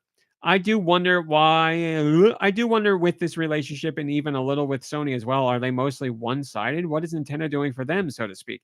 No Nintendo games anywhere else. I suppose Sony gets to make the Legend of Zelda movie. I also don't think we hear Nintendo execs praising Microsoft. Yeah, you don't. Think of that. Part of that is like business culture from Japan. But yeah, part of that, you're like, Nintendo, come on, be nice, say something. Like I know Nintendo's not going to give them a game or anything, but like, come on, can't they get some like Nintendo DLC in some of their games? Like, can't Sea of Thieves get some? I don't know, whatever, any franchise, it doesn't matter. Legend of Zelda skins or something like costumes. Like, can't they get something? I know Microsoft is more than happy to bring their games over because they reach a new audience and that makes Microsoft more money, sure. And Microsoft really isn't like in the console space like they used to be. At least their sales show like they're not. But so, Microsoft's probably cool with just being like, yeah, another place to put our games out and we make money. But yeah, you think Nintendo would be like, hey, like, you guys have been a really great partner. Do you want like some skins or DLC or costumes for something? We don't want to give you one of our games, but like Mario DLC, and I don't know. I'm trying to Grounded. I don't know. I can't think off the top of my head, but yeah, maybe they have, and maybe Microsoft's been like, "No, we cool, baby, we cool. We don't need any of that. We got a great thing going here." Who knows? Who knows? We had a Mario Kart World Direct this week, which was 15 minutes long, and it told us some new things and showed us some new things. I'll give you a quick breakdown. Nothing like mind-boggling. I think that game looks awesome. I think it looks amazing. But as far as the direct went, people were like, "Show us new characters," and they didn't really do that. Then we got some, but they wanted like big reveals. It wasn't really in there. Drift, draft, and drive your way around an interconnected world. The game's courses are interspersed across the world with roads leading from one to the next. Which we knew. What do we got? Knockout Tour, we heard about. Free roam. Plenty to discover in Mario Kart World and free roam beyond racing. So when you're not aiming for first place, take the scenic route and free roam. Explore panoramic vistas. Go way off-road. See the seas and find secrets like hidden coins or hit P-switches to take on hundreds of missions that can help improve your driving skills outside of races. I like that. I like missions. I know this is not the first Mario Kart to have missions, but it sounds like this will be a very expanded approach to missions. I like the idea of free roam and exploring in general. I'm totally down to do that. I want to drive around and wander and see what I can find. I really like that idea. And I like that there's going to be things hidden out there for me to find. I really like that idea too. I'm totally down with that and will 100% do that. I'm very excited for that. But also missions too. I like those little challenges. It's like why I like what's the one on Switch where you play the NES games? NES Championship, whatever it's called. I'm so old. You know what I'm talking about. Somebody else say it. That's why I like that game. I like all those little challenges. So yeah, give me little missions where it's like drift this far or drift for this long or hit this many boosts or drive this part and don't touch the road or bump into a character or whatever it is, whatever the missions are going to be. I like that stuff. Little things I can do to just like have a little fun. I like it. I like it. I like it. I like it. So I'm totally down with that. Nikki Hill says maybe we could get Microsoft Office for Switch too. Maybe you are a little delayed. Yes, you just refresh. Sergio says, I think I'm going to love free roaming. I can't wait to spend tons of hours on that. Yeah, I'm very excited for that. Legit. But throw in the missions and I'm even more excited. Battle mode we found is coming back. You got the balloon burst, which come on, that's got to be there. That's the key to battle mode. I love that battle mode. I don't think any Mario Kart game, in my opinion, has done battle mode better than the N64, Mario Kart 64. But I have greatly enjoyed the balloon battle mode in other versions of Mario Kart. But maybe Mario Kart World will dethrone it for me. We'll see. New techniques, leap over obstacles, and more with the new charge jump move. Use it to jump onto rails that you can grind, dodge attacks from your rivals, and even jump toward a wall to ride on it for a short time. You can also chain together wall rides to uncover hidden routes. Miss your mark during free roam or single player mode? Just use rewind to reset your vehicle to its original position. This is a great way to undo a driving mishap, but keep in mind that your rivals will still move normally while rewinding. So try not to lose your head. So that's from Forza, where if you had a huge mishap, you don't have to like spend time turning your car around and fixing what happened and getting things back in order. You can rewind a second and get to the part before you made the big mistake and course correct. And maybe that would be better than what you would have to do before, where you drive off a course and Lakitu or Lakitu had to come pick you up and set you back. Now you could either like decide if you want to reset your cart back up and approach that old traditional way, or rewind for a second and get back in a race faster and keep your momentum. Well, it could differ depending on your situation. So I like that. 24 racers, as we know, online game chat, camera play. We know about that. We saw courses and characters. We got a whole breakdown of all that. We haven't seen everybody yet, but we've seen a lot. New items. Tear up the track with a selection of new and returning items. Throw a coin shell to knock rivals off course and make coins appear. that gradually increase the speed of whoever collects them. Chill out the competition and send them spinning with the Ice Flower. Bring down the hammer to nail your rival or briefly block their path. That's a tongue twister. Use the Mega Mushroom to grow big and squash your rivals. Leap to new heights with the Feather. Call in Kamek's magic to transform your rivals into something surprising and cause unexpected chaos on the course. Master Chief would be surprising. The lower your position, the more likely you'll receive items that could turn the tables. Make a pit stop at Yoshi's for a local delight, Dash Food. These to-go orders will give you a speed boost and sometimes also unlock outfits that can be donned for the character selection screen. There are plenty of dishes and outfits to find, so drive through when making your way around Mario Kart World. Okay. Even more modes. Time trials, versus race, blah, blah, blah. Roadside assistance, looking for some options to assist you on your race day.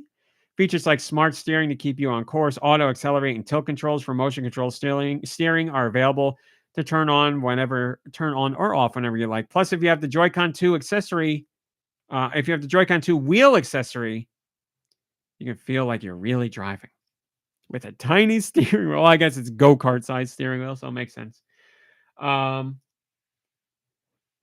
Laxter says, I wonder if they're replacing the horn with the feather, but Joe Shabbat says, horn is in. Good, because I like that horn. I don't want that horn to go anywhere. Long comments on this one, so I'm going to skip. I feel bad skipping. I won't skip. I'll read one. Autumnal Blake says, there wasn't much new information here. I was a little disappointed. Was hoping there would be some big new thing that we hadn't seen yet, given the price tag and the fact that they decided to have a whole direct about the game. Just felt like one of those overview trailers where they often do. I got to slow down. Overview trailers they often do before a game releases, recapping everything they've already announced. It did sound like the balloon battle will have proper elimination now, which I'm really glad about. Mario Kart Wii, in all words, with the respawning just wasn't as fun. I'm glad there's something to do out in the open world with the P button challenges. I was hoping for something a bit more substantial, though. Maybe some of the challenges are more involved. We'll see. It doesn't seem like the open world is put to much use in the competitive mode, so you're still racing on predefined roads. It would be neat to have an off-road race or something where you have 2 points on the map and you need to make your own way from one to the other. The game looks like an absolute blast, and I can't wait to play it. I was just hoping that there would be more to it, given that they built out a whole dedicated direct. I saw Joe Shabadoo commenting something similar, I believe. What the fart? Am I disconnected from the internet again? What's going on here? Something funky is happening. My phone is disconnected from the internet. I'm connected now. I hope you guys can still see me. Oh, good. What the fart's going on here? Somebody's out to get me. Sorry, I'm just paranoid after last week. So that's your Mario Kart World Direct. Hi, Video Game Guru. Good to see you. There's certain icons. I'm going to take a sip after this. There's certain icons I see, and I know right off the bat. Well, I'll tell you the truth. A lot of them. I did not forget to pay the bills. Let me tell you that, SD. We pay the bills. And as you all, or most of you did, taxes as well. The belts are tightening at GoNintendo headquarters. Hello, Malik Halo. Good to see you. All right, we did that. And now all that's left is the... Oh, my God.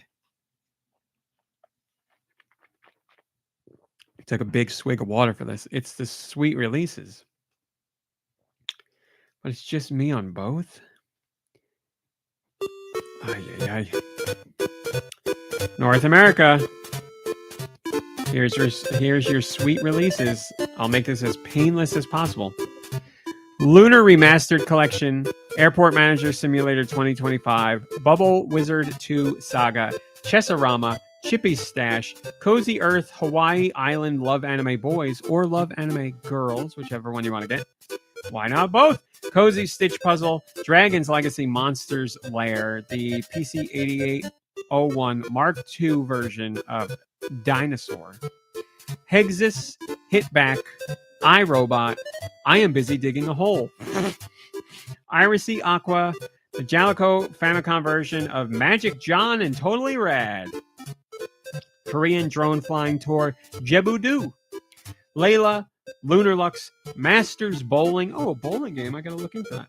Maths Pals, Mini Hockey Cup, Necro King, Old Skies, Only Up, Orphans, Phantom Breaker Battlegrounds Ultimate, Pool with Me, Rusty Rabbit, Sacre Bleu, Skies Above, Sneaky All-Nighter, Snow Squall Grip, Street Food Restaurant Owner, Sunderfolk, Tempopo, Thought Experiment Simulator, Thrill Penguin, and Vine Bound tangled together. Slicer says, thanks, Rummy, but it's time to step aside and go pee because it's Nikki Hill's time to shine.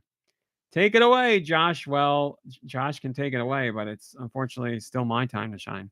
What are the next European masterpieces? Let's find out with Nikki's sweet releases. Is that what he sounds like? I will be filling in for Nikki Hill here. I speak his name, but I can never do his work justice. Now, can I find the music for Nikki Hill? Sure can. Europe. Year of Our Lord 2025. April 17th. Here's what you got. Lunar Remastered Collection. Airport Manager Simulator 2025.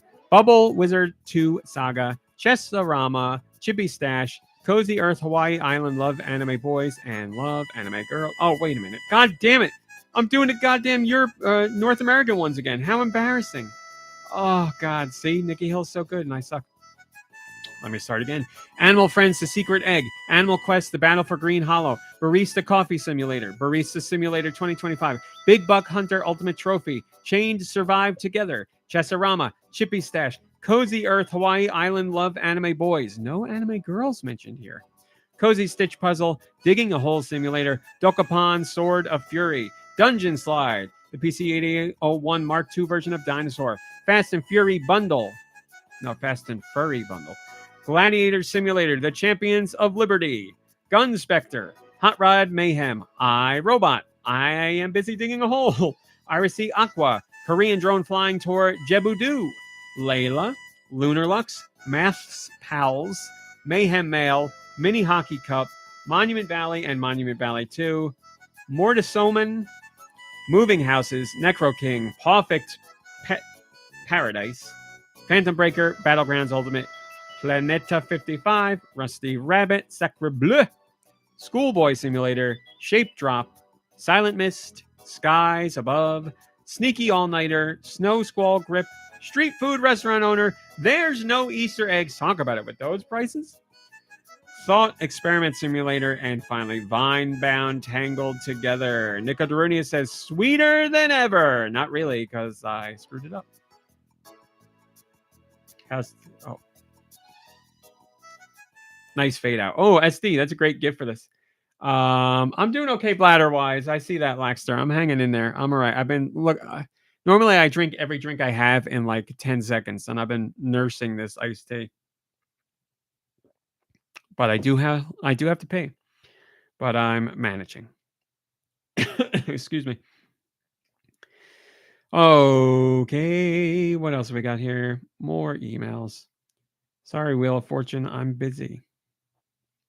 Oh yeah, I wanted to say this. I meant to say this earlier and I forgot. I wrote what is potentially the biggest feature I've ever written for GoNintendo in terms of words. It's over like 7,000 words. It's more than that. I have a catheter in. That's right, Ratmandu. You got it. I wrote a feature for the site called How Nintendo Can Gain Control of the Switch 2 Narrative. It is the biggest feature I've ever written for GoNintendo. I really put a lot of work into it. I felt the desire to do something like this, and I really put a lot of effort into it and really took it very seriously and tried to make it interesting to read. And I'm very proud of it. I'm honestly very proud of it. And thank you for the support on it. And it got good attention, so I'm happy for that. I also had people telling me I'm an idiot, but it's the internet. So thank you for the support. If you haven't read the feature, again, the biggest feature I've ever written for the site, I'm very proud of it.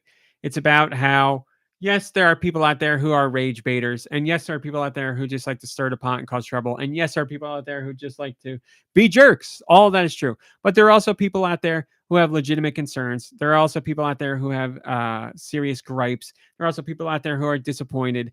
And I wanted to put together an article for those people about how I feel Nintendo could do a few things, big and small, to adjust their approach to the Switch 2 and swing the pendulum back in their direction, at least to some degree. And in the article, I do mention that I mentioned to a great degree that what we're seeing online as far as the vitriol doesn't necessarily reflect what will happen in the real world.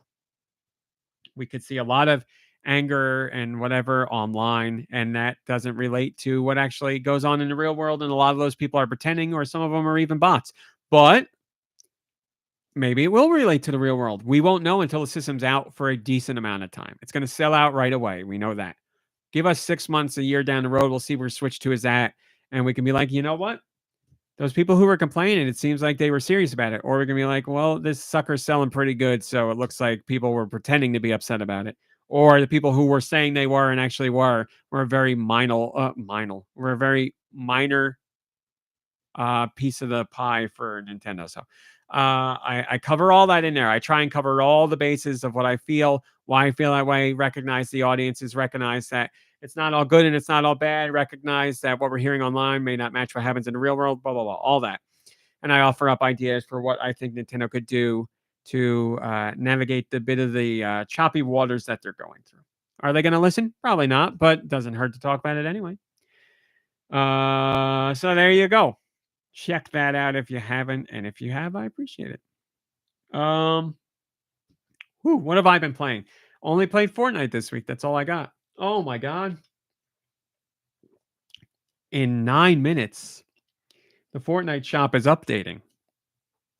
And it will be adding The Undertaker and Cody Rhodes as skins with emotes in honor of WrestleMania 41, which is tomorrow and Sunday.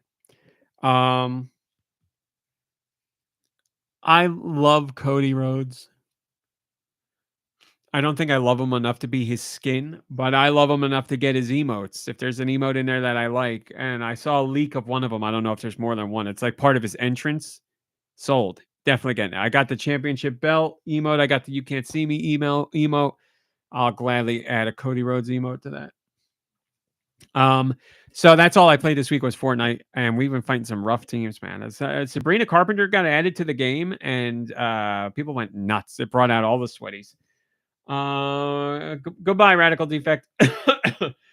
Thanks for stopping in. But Mom Brain did start playing Blueprints, and I sat with her when she played, and we had a very nice time. And I learned things that I hadn't learned because she had been to rooms that I have yet to see. In her first 3 days of the game, she saw a handful of rooms that I hadn't seen in my first week and a half. Because it's a random game, so that's the way it works. So I won't talk about that time any more than that. I'll let her share it. But she is playing it, and I had a lovely time being a passenger princess as she played the game. So that's it for played. I'm so sorry. We got questions. Send your questions to goninpod@gmail.com. Where? goninpod@gmail.com. Maybe I will. They can be about Nintendo video games in general or whatever the hell you want. PT's continuing their questions or PT has a question. I'm sorry. At the time of writing this, there are only 55 more Pokemon remaining until you have exhausted the entire Pokedex for the Pokemon section. This will put us in April 2026. Should you run out of Mons, what happens next? Do we lap the list and go back to Bulbasaur? Do we switch over to Digimon or Sanrio characters, Animal Crossing characters? Will this even become an issue? Will Game Freak release the 10th generation for a holiday? Has Dew stopped listening entirely? There's the real question. Are there any Pokemon that are kaiju? Oh, I want to ask Dew that next time he's on the podcast. That's great. You took the words right out of my brain that I was thinking. I was like, Digimon. You go to Digimon. Of course you go to Digimon. Digital monsters. Digimon are the champion. Could go to Pal World for pals, right? They're called pals. So yeah, Digimon or PAL, I'd be more inclined to go to Digimon. Sanrio, I think there's plenty of Sanrio related video games. But I think for the Pokemon tradition, moving to Digimon first would be the idea. And then we get through all the Digimon, we'll go to well, in reality, we'll probably go to all the new Pokemon there will be. But should there not be that many, we'll go to Sanrio then. You have my word. Blah, blah, blah, blah. We also have a Patreon question. Did you know that you could join the Patreon For $1. for $1? KnockOnWood did, and KnockOnWood continues their questions. That's what I meant by continues. Because they've had a few questions that I've been reading through week by week. They ask, what's your favorite piece of technology that you currently own? And is there any technology that you aspire to own one day? Great, interesting question. Favorite piece of technology that I own? I got to go through this room by room so I can think of like what I have. I'm starting in my office. I got my computer, which is old. I got my play date is in my office right next to my desk. I'll pick it up and like use it, play something very quickly while I'm waiting for things to upload or whatever. I do love my play date. I love everything about it. 10 Division, I see what I'll get to that in a second. Yeah, I do love that play date. It is one of my favorite pieces of tech that I own, which is funny because it's like an old school tech. Downstairs with my games. PS5, Switch, Xbox. Nothing down there that would say is my favorite. I do love the Switch though. Nothing controller wise. No. Downstairs is where the treadmill is. That is not my favorite part of technology. There is a adjustable arm for my cell phone that I have set up by the treadmill so I can watch stuff on my phone while I'm walking. I don't know if you consider that technology, but it's a very important piece of whatever to me. I use it every day and I put the phone right there and it does a stellar job. It's pretty important. Pretty good. I like it. Living room. We got TV. We got Apple TV. I love our Apple TV. I feel like that was one of our best purchases. I really like that. I liked the Fire Sticks, but they all get bogged down eventually. The Apple TV has not. So I really do like that Apple TV. We got some of those fancy triangle lights in the living room that I really like. Those are fun. And then who was it? 10 Division says the air fryer in the kitchen. Air fryer, use it all the time. Love the air fryer. You are 100% right about that. I air fry stuff on a weekly basis, more often than that, though. It's not every day, but it is very frequent. I love the air fryer so much. It's just so handy. As Steve says, toilet. First off, that's not in the kitchen. Second, are we considering that technology? It's technology of some form. I do love it. I do love not having to go outside to go to the bathroom. But yeah, air fryer is wonderful. Love that thing. So Playdate, Switch, Apple TV. I'm not where I got a watch on. I like my watch, but you know. That's what I'm saying. That's my answers. Is there anything else? Nothing real. I mean, I'm on my phone a lot. I like my phone, but I also hate my phone. Yeah, that's the answers I'm sticking with there. Thank you, KnockOnWood, for that question. And that's it, people. We're done here. I'm almost at 2 hours. I feel like I should just stretch for the 2-hour mark. And then end it there. Tony De La Mancha says indoor plumbing is technology. Okay, if you say it, then that's got to be one of my favorites. Of course, like I don't even want to imagine a world where I can't go to the bathroom inside the house. I'm cold in the house all the time as it is. And then you're telling me I got to go outside to go to the bathroom? No way in hell. Oh my God. Oh, Laxter, you're right. That is a funny answer, and a legit might be the actual answer. Laxter said bidet. The bidet. No joke. Life changing. Mom Brain and I love that bidet. And as I've said before, or we have said before, we got that bidet right before the pandemic, not because we had inside information on pandemic. We just got it right before the pandemic because we were talking about bidets. And we got like one of the, add-on do-it-yourself things from Amazon. It was like 35 bucks, 45 bucks. You just, connect it to the line on the back of your sink. And whatever. It's not a fancy bidet, but it works perfect for what it does. That might be my favorite piece of technology. I love that bidet. It just, like we were using wet wipes and toilet paper before, like everybody. But once you go bidet and toilet paper, you're like, I was living like a troll under a bridge before. I'm like an evolved species now. I'm the next evolution of man. Like I don't ever want to go back. When we go for our once a year trip to North Carolina, the houses don't have bidets, and me, Mom Brain, and my cousin who also has a bidet are always like, "This sucks, man. I miss my bidet. Like this is horrible. I don't want to go back to this ancient technology. I want my bidet." That's seriously the answer, Laxter. No joke. That's what I'm going with. SC says, I can't do the bidet. Ever since I activated it by accident when I visited Japan, I was shaking. Yes, hitting a bidet by accident is a hell of an experience. That is true. I've never hit it by accident. We have friends who have, and we have another friend who was scared of it, but we convinced them to use it, and they, through the bathroom door, um, shared their reaction of using it intentionally the first time, and it was one of the funniest things I've ever heard. They were shocked and they were uncomfortable and they didn't like it, but then 30 seconds later they were like, "Oh, actually," and then now they're a fan. So that is the answer. Bidet. Bidet is without a doubt. Yeah, you don't want power washer level bidet, SD. You might have some bigger troubles to deal with after that. But ours is great. Ours is great. And on that note, I am done. We've hit our 2-hour mark. Another solo show just with me. Well, shorter than the last solo show because that was right after the direct. But I hope you enjoyed this time. Thank you so much, everybody that came into the chat. It's so nice being able to look over here and see you guys. I have to get something that lets me do this because I hate how it is normally.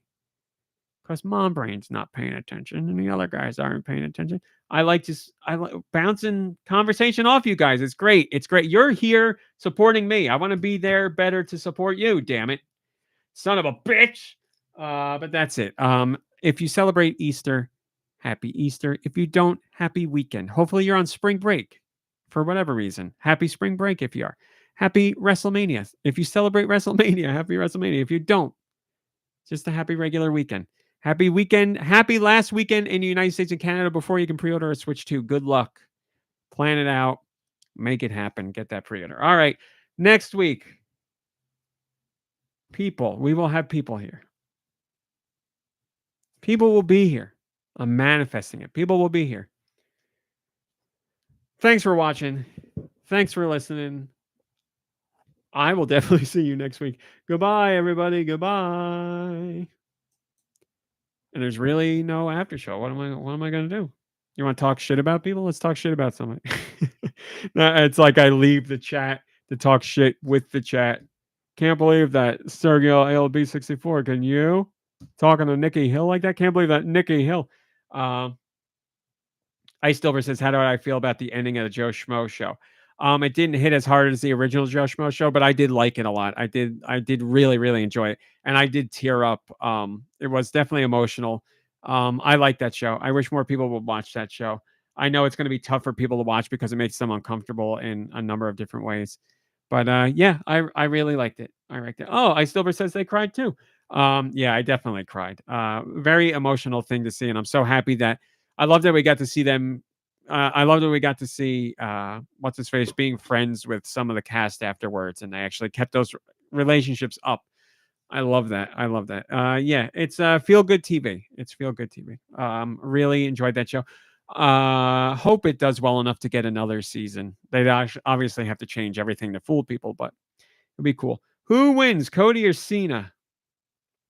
I think for storyline purposes, Cena should win. I don't know what it gets the storyline either direction. Or I don't know what it gets the storyline if Cody wins. I would like Cody to keep the belt just because I like Cody, but storyline wise, I don't know what it gets. I don't know what it gets either of them. What do either of them do afterwards? Cody keeps the belt and fights who? What does he do? Goldberg comes back? Rusev? Um, and what does Cena do after that? He gets more mad. It becomes more like I don't know. But I'm just spitballing. I'm not the writers. They could think of something better. I'm sure. This is what I see, and this is armchair booking, fan booking, and this is just off the top of my head. Cena wins. He wins by cheating. I don't know what happens to Cody from there. Crisis of faith. I don't know what happens. I haven't thought about that. But Cena holds the belt, becomes more of a piece of garbage, and then I think Cody gets back to him at SummerSlam, and then I think Cena drops the belt at SummerSlam to Cody. Or there's a triple threat to throw somebody else in there. I don't know. But I think Cena's got to win. I don't know why. I don't know what Cena does if he doesn't win. Like, what do you do to make him more of a heel, and what does he do with it from there? Like, he went for the top guy. Does he join? What does he join? Like Judgment Day, or does he join Roman Reigns or something? I don't know. Like Roman loses and Cena loses, and then they start like the Uber Samoan family, and we've had an honorary Uce in there before. So does Cena become an honorary Uce? I don't know. But that's what I think. New spinner belt. Yeah, of course. You got to do that. All right. I'm done. Enough work for me. I got to go to the site and do more work. Thanks for watching. Thanks for listening. Play some games. Rest, relax. You deserve it. And I will definitely see you next week. I feel very confident other people will be here. So until then, my friends, that's all I got for you. Goodbye, everybody. Goodbye. Mwah.